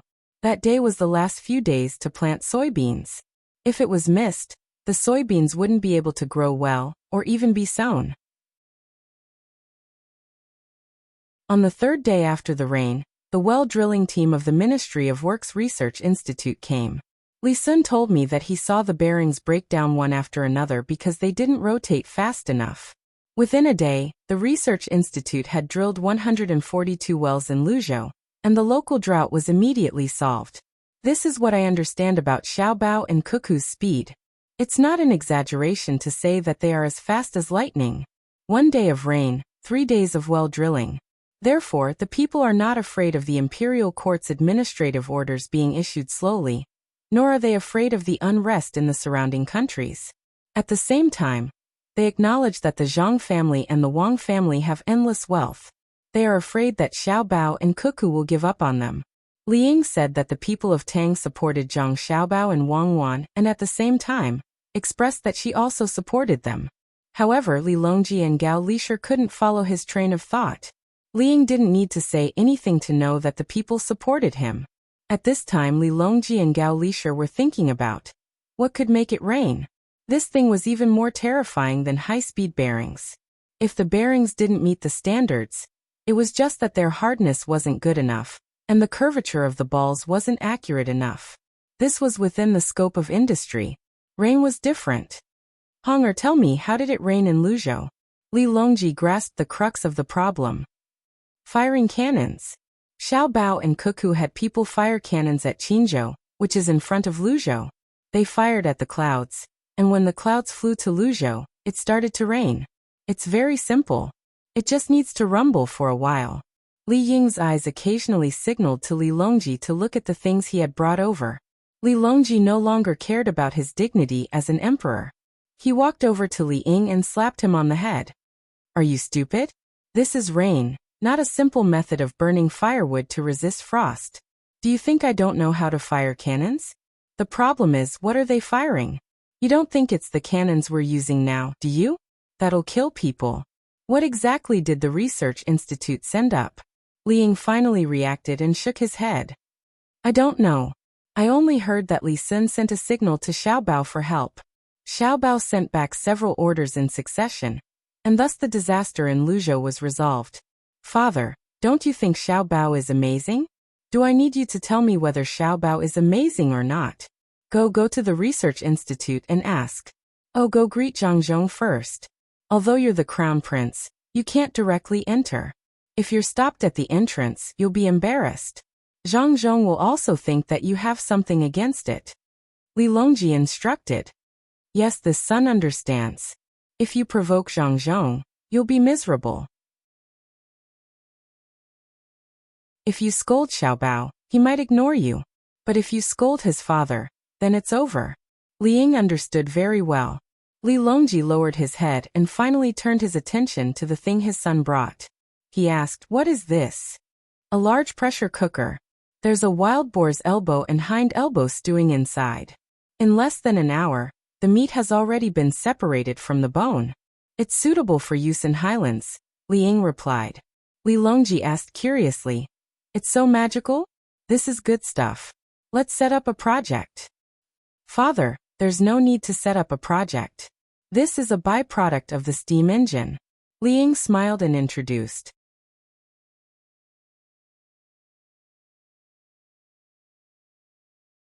Chapter 12:11. Oh, I've heard of it before. It has always been used in Tibet. Why did you bring it here today? Li Longji pondered for a moment, and realized that he had never seen such a thing before. Thus, he wasn't sure why his son brought it here. Li Ying took a sniff. The pork shoulder in the pot smelled very fragrant and replied, this pressure cooker is different from the ones in the past. It uses electricity. Other than the pressure cooker, there's also an electric rice cooker. I intend to promote this in the capital. In the past, the Ministry of Works produced more electricity than the demand, and they required a lot of firewood and coal every day. It was very difficult to transport and clean them. Li Longji suddenly understood. He couldn't possibly check on the sanitation of the capital in the morning, such as the empty chamber pot and the leftovers from the previous day. Thinking about it, the people around wouldn't feel good if there wasn't a car passing by. Nodding his head, Li Longji praised. My son is able to think of working for the welfare of the people in the capital. I'll keep the pork shoulder. What else do you want? I still want to manage a project, Li Ying said nervously. He was afraid that he would be rejected by his father if he went to earn money as the crown prince. Li Longji didn't say anything. When he was talking about power, his son said that it wasn't necessary. Now he wants a project? What project is it? I've discussed with my brothers and sisters. We intend to sell the pressure cooker and electric rice cooker to Japan, so that the people in Japan can enjoy life together with the people in Great Tang. Li Ying had learned how to do things under the banner of world peace. Li Longji frowned. He knew that if he wanted to use electrical appliances, he had to have some first. It was only because the Ministry of Works had built a few power generators that the people in the capital could use. However, the power generation technology wasn't perfect yet. The power generators in the Ministry of Works were built with money and couldn't be popularized. Otherwise, they would have been sent to various places for the people in Great Tang to enjoy. In Japan, would they use thermal power, hydraulic power, or wind power? Would the technology be learned by the Japanese? This probably wouldn't happen. Even if the Japanese were to take a closer look and didn't understand the principles, they wouldn't follow suit. Furthermore, without the foundation of the industry, they wouldn't be able to produce the parts. Could it be that the power generation technology can be popularized? Li Longji asked. Li Ying shook his head vigorously. No, only small hydroelectric generators can be tested in various places. What I want to use is thermal power. I will help the Japanese build a few more thermal power plants, and I will only take the cost. Send a batch of rice cookers, pressure cookers, and light bulbs to them at the beginning. When they use them, sell them for money. Hearing his son's words, Li Longji was even more perplexed. Gao Lishir was also perplexed, and he asked, "If you can build a power plant elsewhere, why don't you build one in our Great Tang so that the common folk can enjoy it as well?" That's because the new thermal power plant that the Ministry of Works is a big plant. It generates a lot of electricity. The blueprints have just been designed, and the components are about to be produced. They haven't been assembled. There were two problems involved. One was that when burning coal, there was too much ash. They had not thought of a solution yet, and the burning was not enough. The other problem is that the performance is not stable. The transformer is easy to burn, and at the same time, it is easy to blow up the furnace. Liang explained. It seemed that he had thought of this idea after going to the Ministry of Works. Li Longji and Gao Lishir suddenly realized that the Liang in front of them was no longer the same as before. At the very least, he now knew how to scheme against others. What he had just said was definitely not his final objective. There had to be a deeper reason behind it. Harumphing coldly, Li Longji asked with a dark expression, "Tell me the truth. What are you all trying to do? Why aren't you all obediently staying in your own territories and insisting on interfering with business and administration? Don't tell me that you're thinking of harming the common folk for your own benefits?" "Father, who would dare to do that? It was Xiao Bao who supported us to come out and do this. Their fief is already on the verge of collapsing, and the money provided by the fief can't compare to what they earn by doing things themselves. They intend to return their fief to the royal court and take a sum of money to learn while doing things. This way, the common folk won't always call them vermin behind their backs. As the crown prince, it's natural for me to take the lead. I don't feel comfortable relying on the royal court for money. What others can do, we of the royal family can do as well. In the past, I thought that there was only so much wealth for geniuses. If we were to compete with the common folk when doing business, I now know that the world is vast, and wealth can be created." Liang found a reason. In truth, it was because Zhang Xiaobao wanted them to take back their fief and gradually take back the land of others. This was to avoid land annexation and make it easier to control the agricultural production and infrastructure in the country. In the future, the surrounding areas would be colonized. They wouldn't be sending people far away all at once, as that would result in the gradual independence of the various regions. Right now, they were gradually sending people to the neighboring regions and providing them with land tax relief. In the future, when transportation and communications were more developed, they would be able to colonize even further places, such as the various large islands. At that time, as long as the Central Army controlled them well and didn't make the difference in income between the various regions too great, the other regions wouldn't be able to become independent. Li Ying's words were very moving, but Li Longji and Gao Lishir were unmoved. They continued to look at Li Ying, waiting for him to explain further. Fine, actually, how should I put it? We feel that we should quickly bring Japan into our Great Tang's territory and add fuel to the fire. After some research, we realized that Japan will be very happy if we build power plants there. Then we'll send many polluting departments that require electricity there, polluting Japan. Furthermore, Japan lacks natural resources, so the coal needed for power plants has to be transported from our Great Tang. Shouldn't we build roads? Shouldn't they spend money to buy coal? Shouldn't we build more fleets? Shouldn't their electrical appliances break down quickly when the voltage isn't stable? In order to squeeze every last bit of profit out of Japan, we'll start by changing their living habits. When they rely on our Great Tang for their daily lives, that will be the time when their regime will be wiped out. Liang revealed his ambitions. Personally, sending an entire dynasty to the execution ground was a very meaningful matter. Aren't you afraid that after they learn more in the future, we'll take a liking to their capabilities and change the crown prince? Li Longji tried to scare Liang. Unexpectedly, Liang chuckled nonchalantly. Looking at Li Longji and Gao Lishir, Liang said confidently, "While they're learning, your son is also learning. Furthermore, they've hinted to your son that they don't want to be the emperor. In the past, you don't have much contact with the outside world. So you feel that authority in the royal court is very important. Now you know more, and there's still a large area overseas that you haven't conquered. Instead of staying in the palace, you might as well think of ways to go out and help Great Tang conquer more land and educate more people. Targeting Japan is our first attempt. After we succeed, they'll want to go out.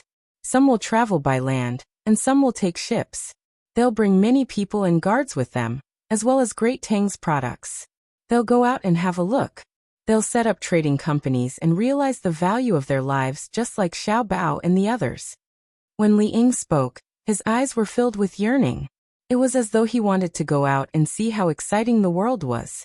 In the past, he wanted to be the emperor so badly that he went crazy. Then he saw Zhang Xiaobao and Wang Wan.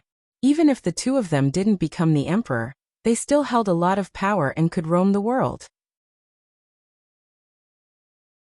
Moreover, the sea merchants from Luzhou to the capital had also said that the outside world was huge, and the land was filled with uneducated people. The land outside was fertile, the trees were tall, there were animals that had never been seen in the capital, and there were delicious fish in the sea. There were countless mineral deposits. As long as a few pieces of porcelain, silk, and delicious seasonings were shipped over, the locals would even help the merchants mine the ores. A set of porcelain bowls and plates that were only worth 5 copper coins in the Great Tang could be exchanged for a ship full of cedar. In truth, that set of porcelain wasn't bought from the locals, but from the locals. According to Zhang Xiaobao's words, this was an era of gold everywhere. Go out and help the people of other places obtain better living conditions, help them enjoy life, and then bring back the valuable things for the people of Great Tang to enjoy. If he were the emperor, he would at most travel around the Great Tang, and he would have to listen to the advice of his officials. That was far too boring. Li Longji was surprised. He hadn't expected his children to have reached an agreement in private. Xiao Bao had probably instigated and tempted them a lot. But he was right. With the current technology and weapons of the Great Tang, there was no danger in going out unless one fell ill. In the outside world, there were far fewer restrictions. They could do as they pleased, and the capital of Great Tang couldn't send specific orders. If they were tired, they could come back and enjoy themselves for a few days before going out again. If they stayed in a certain place for too long, the Great Tang would send people to take them back, and they could move on to the next place. They could treat the process of fighting for territory and resources as a vacation. They could realize the value of life, enjoy the fruits of their labor, and create wealth. We permit it. You can go and play, but you are not allowed to make yourselves kings in the future. Otherwise, it's hard to say who will rule that place in a few generations. This is precisely why Xiao Bao doesn't support colonizing the islands. Li Longji felt that it was a good idea to let his children go out and fight for territory, so he nodded in agreement. Li Ying happily left to make arrangements for the Japanese. Turning back, Li Longji said to Gao Lisher with the same yearning, "In truth, we also want to go to the places where there are koalas. Koalas are too delicate, and we need to transport fresh eucalyptus leaves from Luzhou. Fortunately, we transplanted a lot of them, or else the koalas would have starved to death in the capital. The daily heating fee for these animals who are afraid of the cold is not a small sum. Fortunately, the children who come to the capital and live in the capital like them, especially the koalas."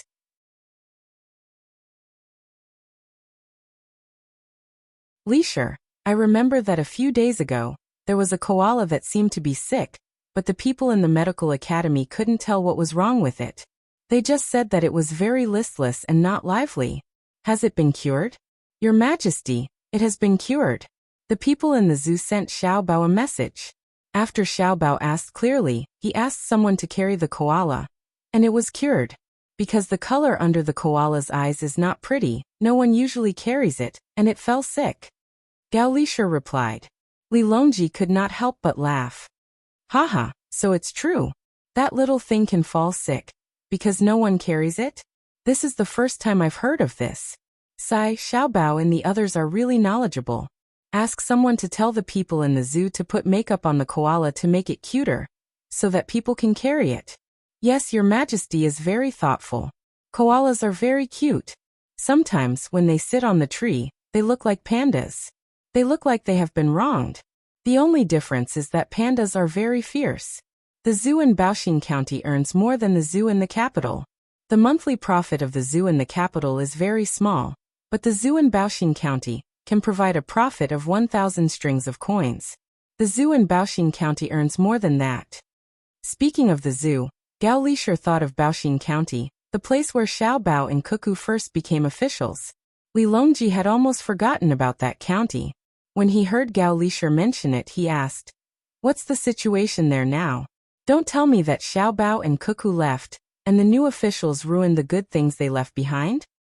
Your Majesty, do you think anyone would dare to do that?" Baoxing County paid a lot of rent taxes last year. Excluding the counties in Luzhou, Baoxing County in Great Tang ranked 9th in rent taxes. This was a result that no one dared to dream of in the past. The local officials are the same as the Sanshui County. They have to post a notice before they start their administration. The monthly income of the county, where it comes from, how much it can be used by the county, and how they plan to spend it next month. Everything has to be made known to the people. If there's something they don't understand, they have to explain it to them. If the people agree, the money can be used according to the plan. If the people don't agree, the plan can only be changed. If they want to enforce it, it's the end of the official's term. Gao Lisher seemed to have a thorough understanding of the situation. Good, very good. I'm very happy. However, it's still difficult to promote it to all parts of Great Tang. Not all the people have developed the habit of participating in politics. If there's an unreasonable demand, the decree can't be implemented. Education. Everything still depends on education. In the future, each state will have its own newspaper. Do according to Xiao Bao's method, and don't sell it too expensive. Also, set up reading boards in crowded places, and put up newspapers for the people to read for free. Now it's usually read by people who attend night school, or children who have studied to a certain level. In the future, when the people hear more, they will naturally recognize the words on the newspapers. Li Longji really wanted to implement the matter of the people participating in politics everywhere. That way, the local government would make fewer mistakes and not waste money. Gao Lisher noted it down so that he could urge others to do it. Moreover, he had to control the local newspapers and not write anything casually. Another 3 days passed. Xiaobei and the others had already sent the cement to Weizhou and helped Wenshan County find interested merchants. In a few days, the merchants would personally go to Wenshan County to take a look at the output and transportation situation. Xiaobei and the others stayed in Weizhou for a day and took a nice bath. Because they were running around outside, they didn't even have the chance to take a bath. The group set off for Yizhou at dawn to catch up with their brother and sister. Just as they left the city and walked less than 5 li, a horse came from the side of the road. The person on the horse looked very tired. When she saw Xiaobei's group, she shouted happily, "Xiaobei, I'm here. My name is Su Yilong. I'll follow you in the future." "Is this someone from Brother's group? Who is it?" Xiaobei heard the noise and stood out of the carriage to look forward. The person was checked, mainly to see the certificate written by Zhang Xiaobao. They didn't find any danger, so they let him in. The person first looked at Xiaobei, and then looked at the others. He glanced around and asked Xiaohai, You are Zhang Xiaohai?" Seeing Xiaohai nod, he said happily, "I finally found you. Let me ask you a question. There are 2 kinds of candies, one red and one blue. Red candies cost 5 copper coins per box and blue candies cost 3 copper coins per box. You bought a total of 9 boxes and spent a total of 33 copper coins. Ask how many boxes of blue and red candies did you buy?" Xiaohai was stunned for a moment and then answered casually, 3 boxes of red candies and 6 boxes of blue candies. Su Yilong. Today there is only 1 chapter, tomorrow there will be more.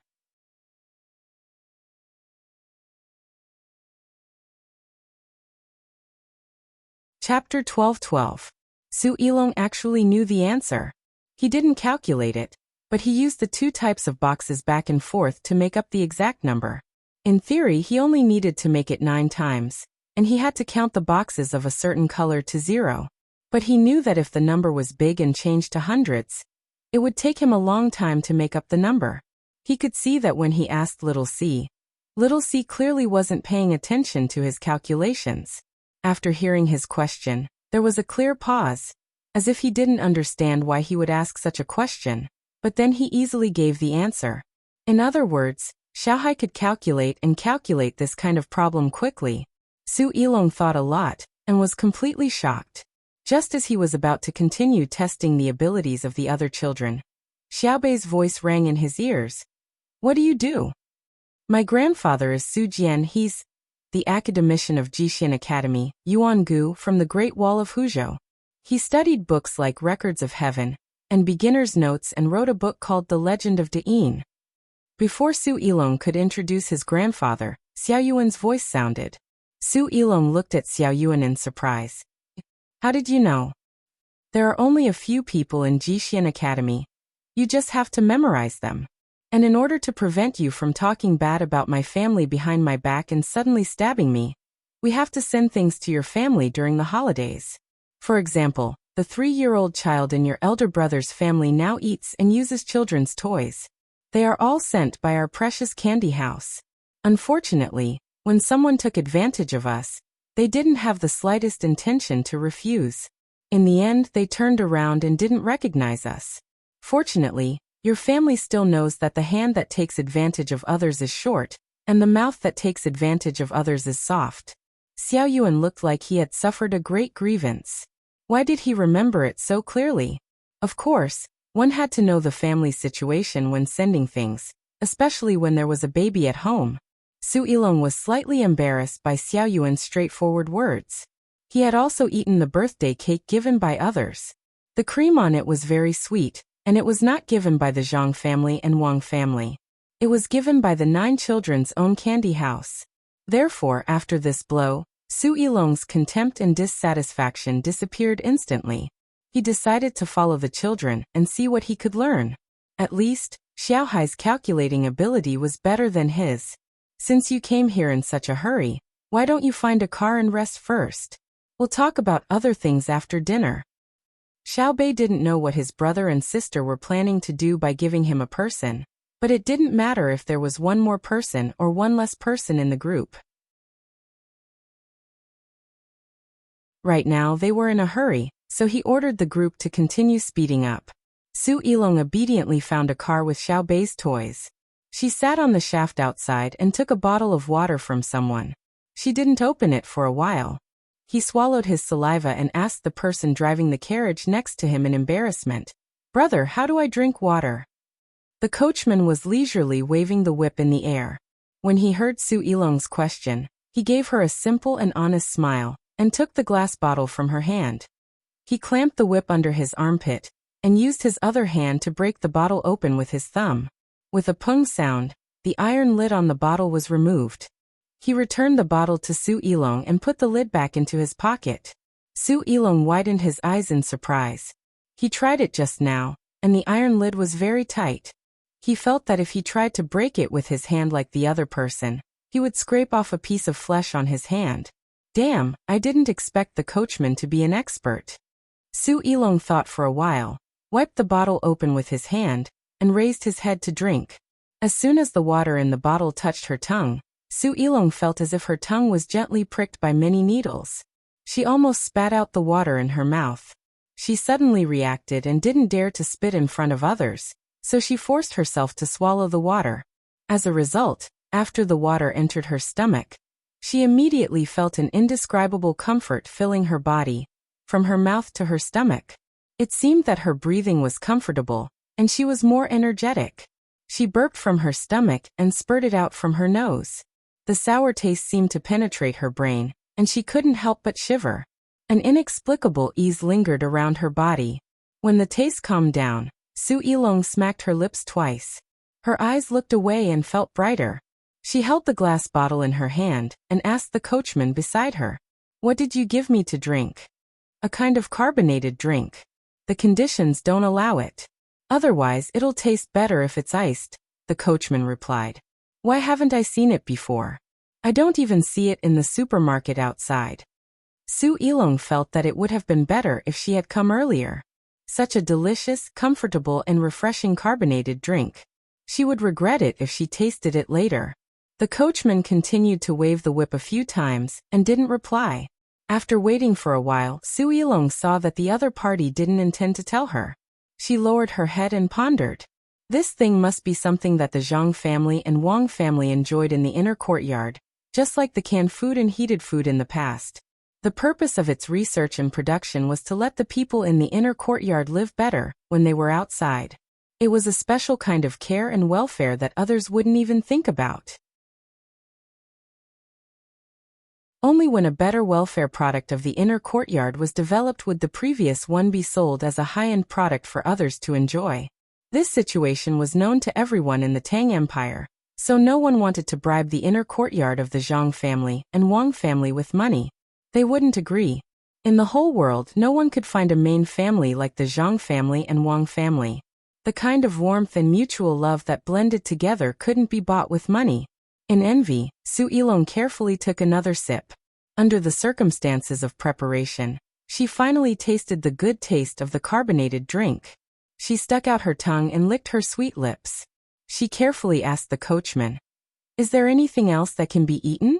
I haven't eaten the previous meal, so I'm hungry after riding here." The coachman wasn't stingy. He took out a flat thing from his pocket and tore open the metal-like paper that Su Yilong didn't know what it was. He revealed the dark brown thing inside and handed it to Su Yilong. "Bite it in small bites. It's a little bitter at the beginning, but it'll have a strong aftertaste if you taste it carefully," the coachman advised. "Okay, thank you." Su Yilong also hadn't seen it before, but she knew that it was definitely not bad. She carefully took it and bit it according to the coachman's method. Sure enough, it was a little bitter, and then it was fragrant. She took another sip of the drink. It was nothing more delicious than this. "What is it?" Cuckoo named it chocolate. "It's refreshing and can restore the body's strength. Why haven't I seen it before?" As soon as she said it, Su Yilong immediately regretted it. She realized that she had asked a very stupid question. Seeing that the coachman didn't answer, Su Yilong continued to eat the drink and chocolate bit by bit. After eating, she leaned on the carriage and looked up at the blue sky and white clouds. She gently opened her mouth and enjoyed it as much as she wanted. After a long time, Su Yilong happily asked the coachman, "Brother, can I also get a fixed amount of drinks and chocolate in the future?" "You are?" "My name is Su Yilong. I was arranged by Xiao Bao and Cuckoo to be with Xiao Bei and learn to do things." What Su Yilong wanted most at this moment was the same benefits as others. "Yes." The coachman answered simply. Su Yilong was happy. "How much can I get?" "You can eat as much as you want. As long as there's more in the team's supplies, you can take as much as you want," the coachman explained. "I can eat as much as I want?" Su Yilong felt that happiness came so suddenly. She could drink as much as she wanted and eat as much as she wanted. It was a fairy-like life. Suddenly she asked the coachman in confusion, "Why don't you eat as much as you want?" After eating too much snacks, you will find that the best and most fragrant is actually the main meal. A bowl of white rice, a few meat and vegetable stir-fried dishes, and some pickles. A small bowl of soup is much better than snacks, the coachman said to Su Yilong. Su Yilong touched her stomach and seemed to want to eat a big bowl of rice. It would be better if she could make some vegetable soup. She was really hungry. After drinking a bottle of water, she seemed to want to eat more. She said to the coachman with understanding, "You probably have too many snacks and are tired of eating them. Why don't you sell them? It's a waste of resources." "Because it's specially provided for by the inner courtyard. As an inner courtyard student, I cannot eat it. But what I have is not available to others. When I'm outside, I take it out to eat. It's a symbol of status and can satisfy my vanity." The owner took this into consideration, so they don't sell it. The coachman's answer was very honest, and there was a happy smile on his face. "Damned vanity." Su Yilong followed and muttered, "Seeing others have it, but you can't buy it with money. It's really helpless. It would be a lie to say that I'm not jealous. I'll go take a look later and see what good things there are. I'll keep it with me and take it out when I see others. They'll be envious to death. Ha ha ha ha." Compared to Xiaobei's team that was like a marching army, Zhang Xiaobao and Wang Wan's team slowed down again and moved towards Izhou like a snail. Occasionally, they would stop and chat with the local people who were watching by the roadside. They would let the logistics staff make convenient food for the people to taste. Fried chicken wings, smoked pork livers, and the like were made by well-trained chefs, and the commoners were all eating happily. Moreover, they were not polite when they accepted the food. As long as Zhang Xiaobao and Wang Wan gave it to them, they would take it. After eating, they would praise them, as if they were good. So were they. Bai Go came over worriedly. Xiaobao, if we continue to send out, the reserves in the team won't be enough. We'll be arriving at Yizhou soon. We'll have to clean up and exchange for a new batch of supplies. Cleaning up in the city will only earn us a little money, so it's better to give it to others for free. It's not easy for us to come here, so let's make everyone happy. Money can only reflect its value when it can buy happiness. Zhang Xiaobao, who had been clearing the inventory, said to Bai Go indifferently. Bai Go also became indifferent. After all, it was not his money. It was just that when they were waiting for the little ones to come over, they moved too slowly. He did not know why they had to wait for the little ones' guards to come over. Now there were many guards in the team. You take your time to deliver the food to others. I'll go back and rest. Bai Go planned to get out of the car and find his own place to sleep for a while. Before he left, Yao Chong appeared outside the car on a horse and followed the car slowly. When he came to the window, he said to Zhang Xiaobao and Wang Wan in the car, "Just now there was a telegram saying that you sent out a kind of cannon. If you shoot at the sky, it will rain." "What kind of cannon?" "Really?" Bai Go was no longer sleepy. "It's not shooting at the sky. It's shooting at the clouds. It's not the usual cannonballs. It's a rocket. It's like fireworks. There are different things in it. When it explodes in the sky, it will rain. Last time, it was an experiment. The technology was not mature yet, so it always missed." Zhang Xiaobao knew what Yao Chong was asking. It was just artificial rain. 10 years ago, he and Wang Wan had hoped for it. Now they finally saw the light of dawn. 10 years, such a long wait, but it also seemed to pass in the blink of an eye. The time passed unknowingly. It was not an instant, but an eternity. As an old man, Bai Go did not pay attention to the passage of time. He only cherished every day and then enjoyed it. Therefore, he did not have any burden in his heart.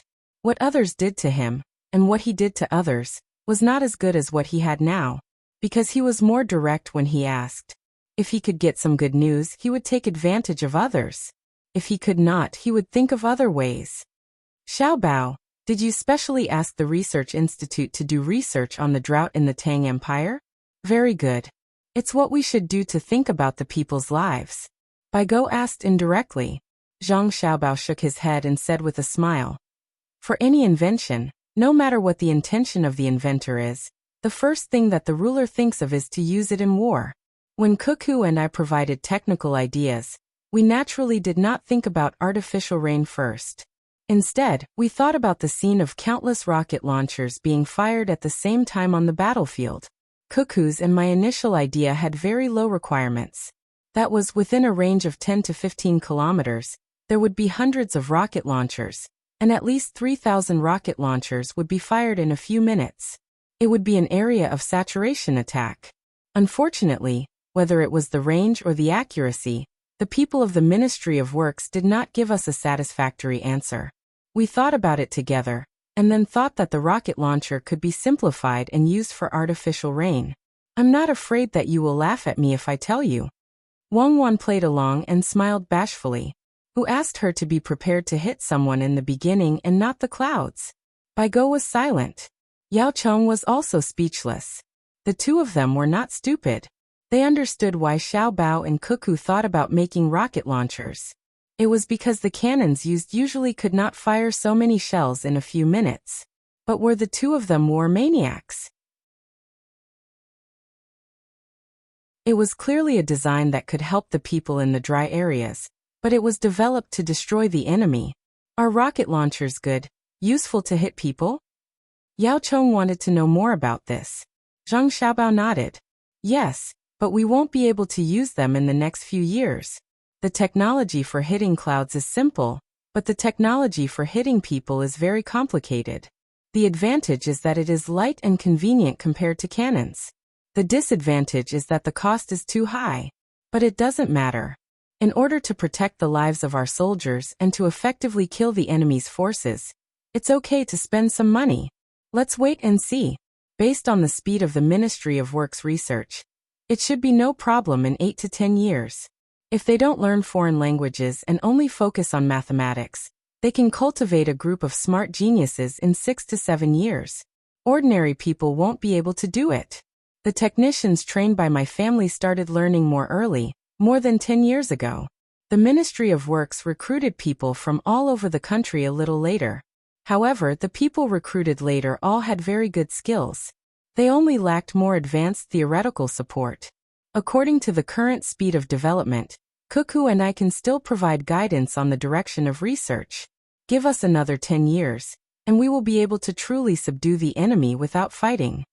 When Wang Wan thought of all the hard work she had put in over the years, she was also very emotional.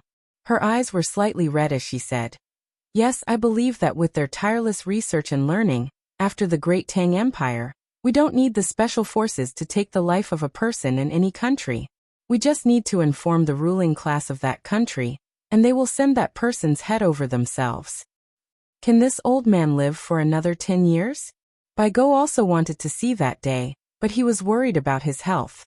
He knew that if he hadn't met Xiaobao and Cuckoo at that time, he would very likely have died. Now many old men were living very well, all because Xiaobao and Cuckoo provided absolute healthcare support. Therefore, when Xiaobao and Cuckoo used trains to go to other countries to exchange benefits with high income and landowners, the process of negotiation was very smooth. These old men used their huge influence behind the scenes. When the exchange conditions were similar, no one dared to provoke them. Yao Chong on the horse clenched his fists and bent his arms to make a bodybuilding pose. After thinking about it, he said, "I will try my best to live. I will listen to the doctor. I will eat whatever he tells me to eat, and do whatever he tells me to do. I will not be angry. I want to be in a good mood tomorrow." Baigo nodded vigorously in agreement. He decided to only drink a small cup of wine every day, eat more fish and vegetables and not pickles. After thinking about his diet, Baigo suddenly found something wrong with Wang Wan's words, and the way she gritted her teeth when talking just now. He asked, "Cuckoo, did someone from another country make you angry?" "There is a country called Jinla." Wang Wan mentioned the name of the country and then said, "Last autumn, they came to the capital to pay tribute. In order to temporarily stabilize them, our dynasty gave them a lot of rewards. When they left this year, they took the land route. When they reached Jiaoji, which is not far from the border of our Tang Empire, they ruined 2 newlyweds in the village." "Xiaobao, you tell me." Wang Wan did not want to talk about it. Zhang Xiaobao's expression was not good. Then the 2 women wanted to commit suicide, but they were stopped by the local tribal chief. The tribal chief took them to the provincial government of Jiaozhou and sent a telegram to ask if our dynasty had taken their rent for nothing. Let me explain first, they did not pay rent before. They only started paying rent in the autumn of the year before last. In the end, this matter was found out by the local provincial governor. He threatened them not to cause trouble for our dynasty. They are now waiting at home. The people from Zhenla have probably returned to their country by now. This shows that our Tang Empire is still easy to bully. Some of our officials are still not killed enough. This matter happened 7 days ago. Cuckoo and I only received the telegram the night before last. That is why Cuckoo said that we do not need to send troops in the future. We can just let them come with heads. Otherwise, we will destroy their country. Grandpa Yao, tell me, isn't it very uncomfortable? Actually, our country is a bit remote. They do not pay much attention to this matter. The women will be casually bullied by the men, and they are powerless to resist. For example, the local tribes of Jiaoji may hold some bonfire party, and the women will be forced to find a place to do that kind of thing by a few men. But I am not very angry. This is a matter of education, and the local women are used to it. But now they are being bullied by outsiders. They have paid rent and sent a telegram to ask about it. When we received the news, Cuckoo and I were angry for a long time. After hearing this, Bai Shu and Yao Chong raised their hands to their chests at the same time. I am not angry. I want to live a few more years. Yao Chong took 2 deep breaths and muttered. Then he asked Zhang Xiaobao, how did you deal with it? Did you not do anything? The local provincial governor escorted them to the capital. He sent a telegram and asked the people in the telegraph office to find them. He told them not to think about dying first, and that the imperial court would give them an explanation. Zhang Xiaobao replied. What explanation? Bai Shu asked. Lu Xing is on the move. The reason why she is sad about being ruined is because the men she marries feel uncomfortable about being taken advantage of by a man from another country. She will always think about this matter, so she will capture him and let them beat him to death personally. Then this thought will disappear. Cuckoo gave an order that those people must be brought back alive. We will chase after them all the way. Those who ask for information will be killed. Those who try to stop us will be killed. Those who try to protect them will be killed. Those who try to persuade us will be killed. Even if they hide in the palace, we must bring them out alive. Then we will cut off the heads of those who are killed along the way, marinate them, and bring them back to Jiaoji. We will let them know that their taxes are not in vain. As long as they acknowledge the imperial court's rule, the imperial court will give them an explanation. Even if they bully people from other countries, the imperial court will send troops to help their relatives and not reason. When the pride of lions is fighting with the hyenas for food, the lion will not give an explanation to the hyenas just because its cubs started the fight first. It will only kill the leader of the hyenas and let its children have meat to eat. Zhang Xiaobao first mentioned Wang Wan's decision, then said something very unreasonable. Bai Shu and Yao Chong did not object. They seemed to think that Zhang Xiaobao was right. They also knew what the Lu Xing that Zhang Xiaobao mentioned was.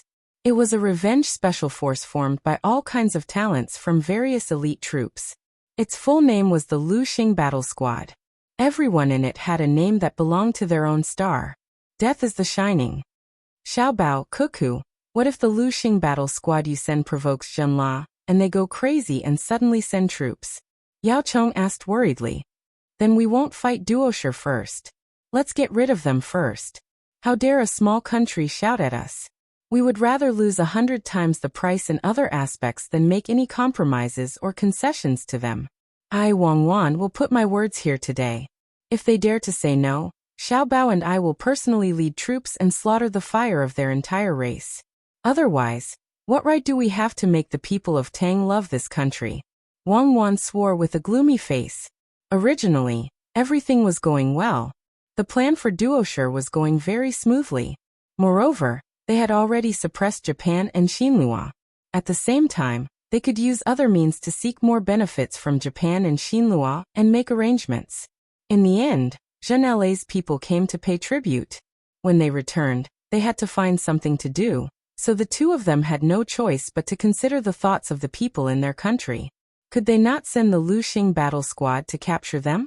The consequence of refusing was to lose the hearts of the people. If Zhenla dared to send troops, could they not knock them out? How many pairs of eyes were looking at them with anticipation? Were they looking at the god of war in their hearts, Cuckoo? At this time, apart from them, even Xiaobao would not do. This was because Xiaobao's methods needed time to be carried out, and the people would not give them time. What the people wanted to see was how their god of war, Cuckoo, would cut people down like chopping melons. Zhang Xiaobao added, when we received the news 3 days ago, we had already asked Lu Zhou to prepare for war. In fact, they had been preparing there all along. This was because apart from the navy in Jiangji province, the navy in other places had all been gathered in Luzhou. Originally, we planned to come to Jiannan province and act as if we were to attack at any time. We planned to mobilize Duosher's forces to gather at the front line of Jiannan province and the former Tubo. Then, our navy would bring the Lu Xing battle squad and suddenly descend on Duosher's territory from the surface of the sea, catching Duosher by surprise. With all their forces gathered here, it was natural that the other places were empty, and our navy could march straight in. But now we have to deal with Zhenla's matter, and we have to wait for the news from the Lu Xing battle squad. If Zhenla dares to provoke us, the navy that was supposed to be used to fight Duosher will fall on its head. Grandpas, Do you think Cuckoo and I will be angry? So, as long as we send troops to Jinla, we can guarantee that we will wipe it out. If we let it go because it has delayed our strategic deployment, we will die of anger. When Bai Shu and Yao Chong heard Zhang Xiaobao's strategic deployment, they were struck dumb. At the same time, they thought, no wonder Xiaobao and Cuckoo said they were going to fight Duosher. However, when they arrived at Jiannan province, they were not in a hurry. Instead, they were announcing the whereabouts of the troops and the mobilization of their forces. It turned out that it was to mobilize Duosher's forces and gather them here. Then, the Navy would move out and transport them from the sea to Duosher's territory. Presumably, the gunboats deployed from various places would be able to protect the safety of the landing area. At that moment, Duosher would have no way to back down. If they were to transfer their forces here, Xiaobao and Cuckoo would immediately attack. If they were not to transfer their forces, what would they use to stop the Tang army from landing? Facing the superior Tang army, would they dare to fight on two fronts? At the same time, it would affect the speed of the supply line and the reinforcements. Even if a portion of the reinforcements returned, they would be exhausted. Sigh. Bai Shu sighed and said, Jinla is really hateful. Cuckoo's strategic deployment was so good, but they actually dared to interfere. This old man agrees to destroy them when they cause trouble.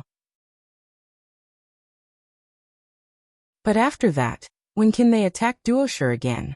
I believe that when the Tang Navy goes over, Duosher will definitely think that our soldiers can use the same method to attack them. Therefore, we should prepare in advance. Yao Chong was also worried. He frowned and tried to think of countermeasures. At this time, Zhang Xiaobao rubbed his hands and said, Cuckoo and I have discussed it. If we have to attack Jinla, we can immediately attack Duosher after we attack them. However, the strategic deployment needs to be changed, and it will cost a lot more money. It's annoying. These 2 days, I have been thinking about how to make use of this to turn a bad thing into a good thing, but I haven't thought of anything yet. This is really testing my IQ.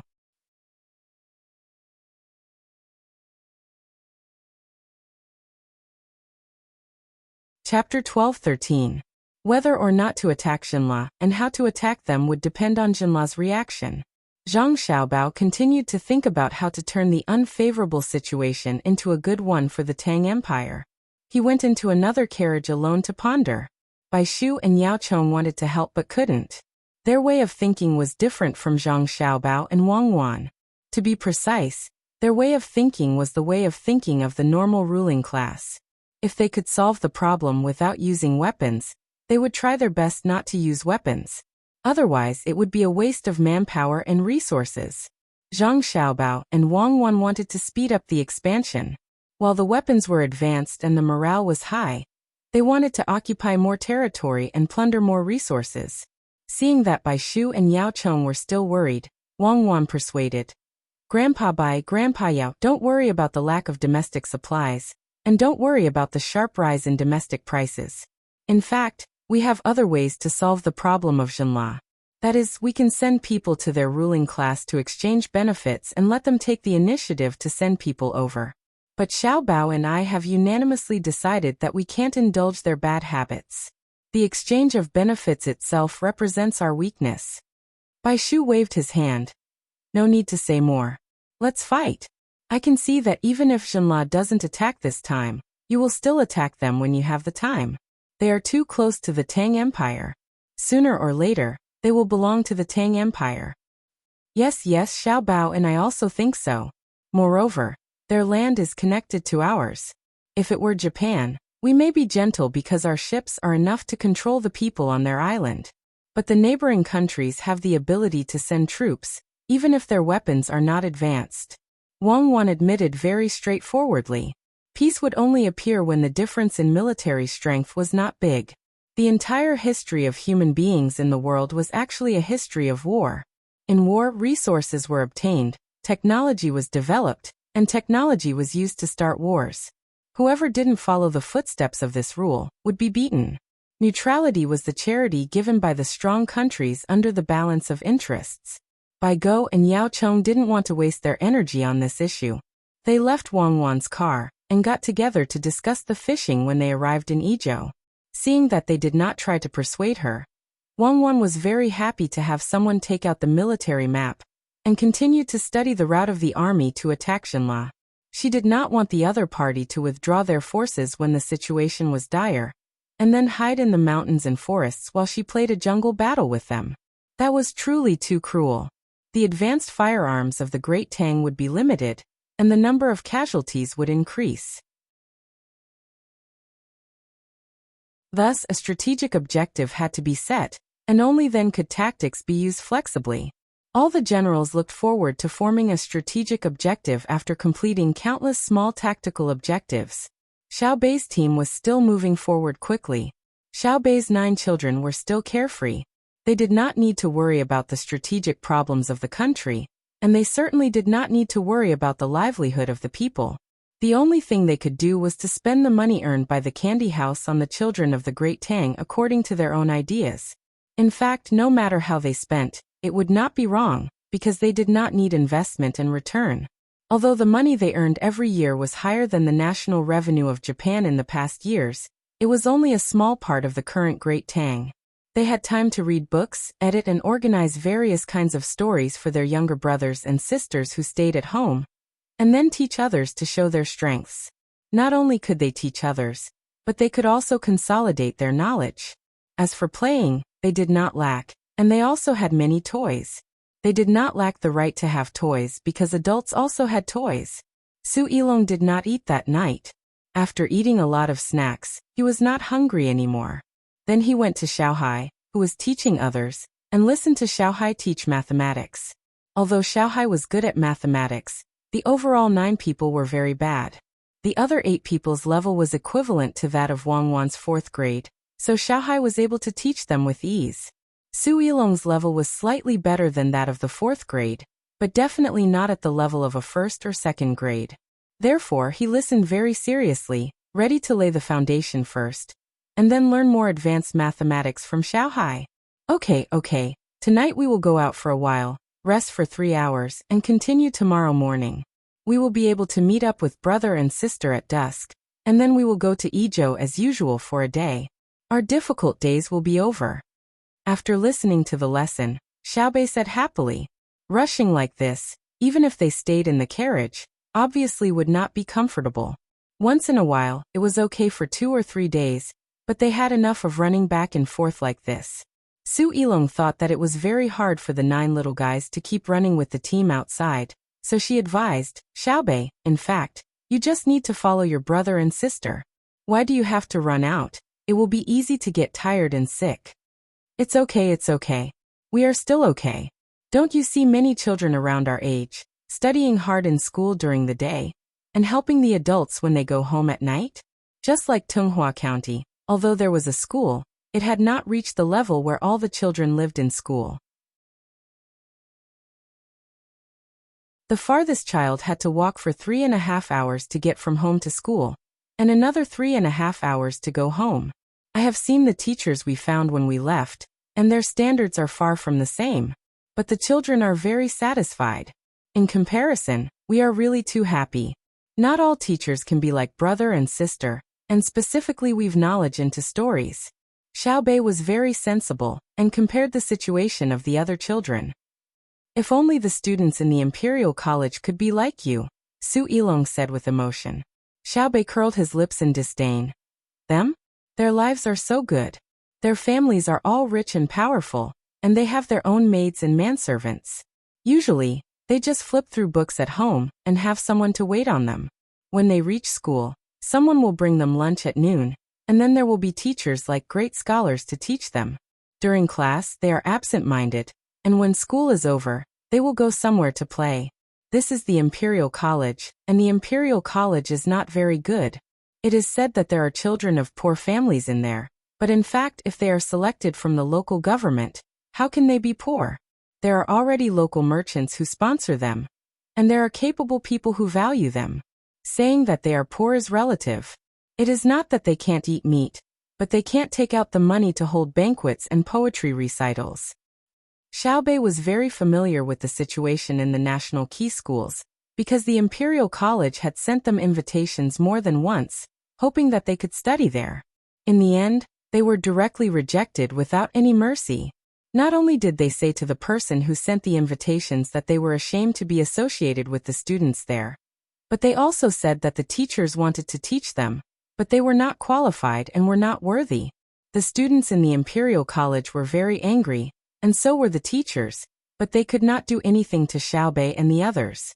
Su Yilong used to think that the Imperial College was good, but now that she saw Xiaobei's 9 children, she realized that when it came to education, their brothers and sisters were better, so she tried to ask Xiaobei, "How can the students in the Imperial College be like you?" "It's very simple."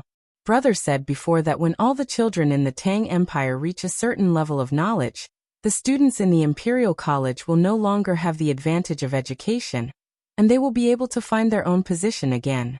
Or use another method to improve the status of merchants, improve the status of craftsmen, and give more treatment to farmers so that the students can't enjoy the high position.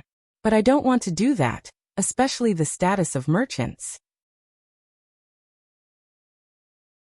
I plan to always suppress it, or else it will make the Tang Empire think that money is the most important thing, and it will shake the foundation. Xiaobei told Su Yilong what her brother had said and nodded solemnly. She had a worried look on her face.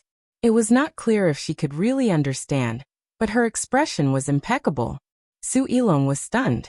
She squeezed her eyes hard and looked at Xiaobei again. She felt that the person in front of her was no longer a child, but a scholar older than her. How to shake the foundation? Su Yilong humbly asked for advice. Do you know about shaking? It means shaking. For example, our toys, the ones that can be assembled into buildings, if we shake it hard below, we will find a problem. Guess what the situation is? The screws on the top can actually loosen a little. Xiaobei patiently explained to her. I'm asking about how to shake, not the consequences of shaking, Su Yilong asked again. How to shake? It's just that, this is a good question. Think about it first, then ask me if you don't understand. I'll take you to see the real thing, which is our toy. You will definitely know how to shake from it. Xiaobei hesitated for a moment, then ordered someone to bring her assembled toy from the toy carriage at the back. Su Yilong understood. Xiaobei did not know the key to shaking at all, so he was diverting her attention. She had heard that Xiaobei was good at this kind of thing, and she finally saw it today. That serious look was so cute. Soon Xiaobei's toy was sent over. The road that the carriage was traveling on was not bad. It was an official road.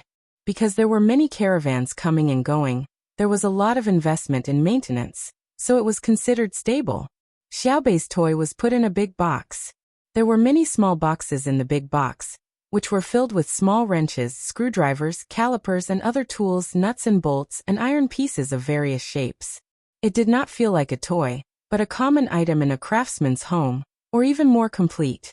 Xiaobei let Su Yilong come closer to take a look, and said, Look, we can use the parts in the box to assemble a variety of other fun things, such as a dog or a car.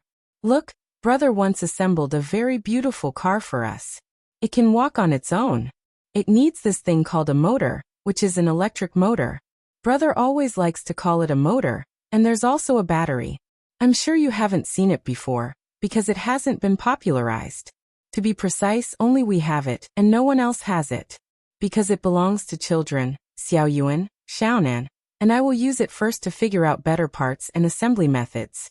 When the time comes, Baby Candy House will take it out to sell. Do you want to have a car that can move on its own while being assembled by itself? Do you want to have a beautiful new home for dolls? Come on, please pay attention to our Baby Candy House. Every once in a while, we will introduce a new toy or a new way to play, so that you can be full of happiness, so that you can have everything you should have.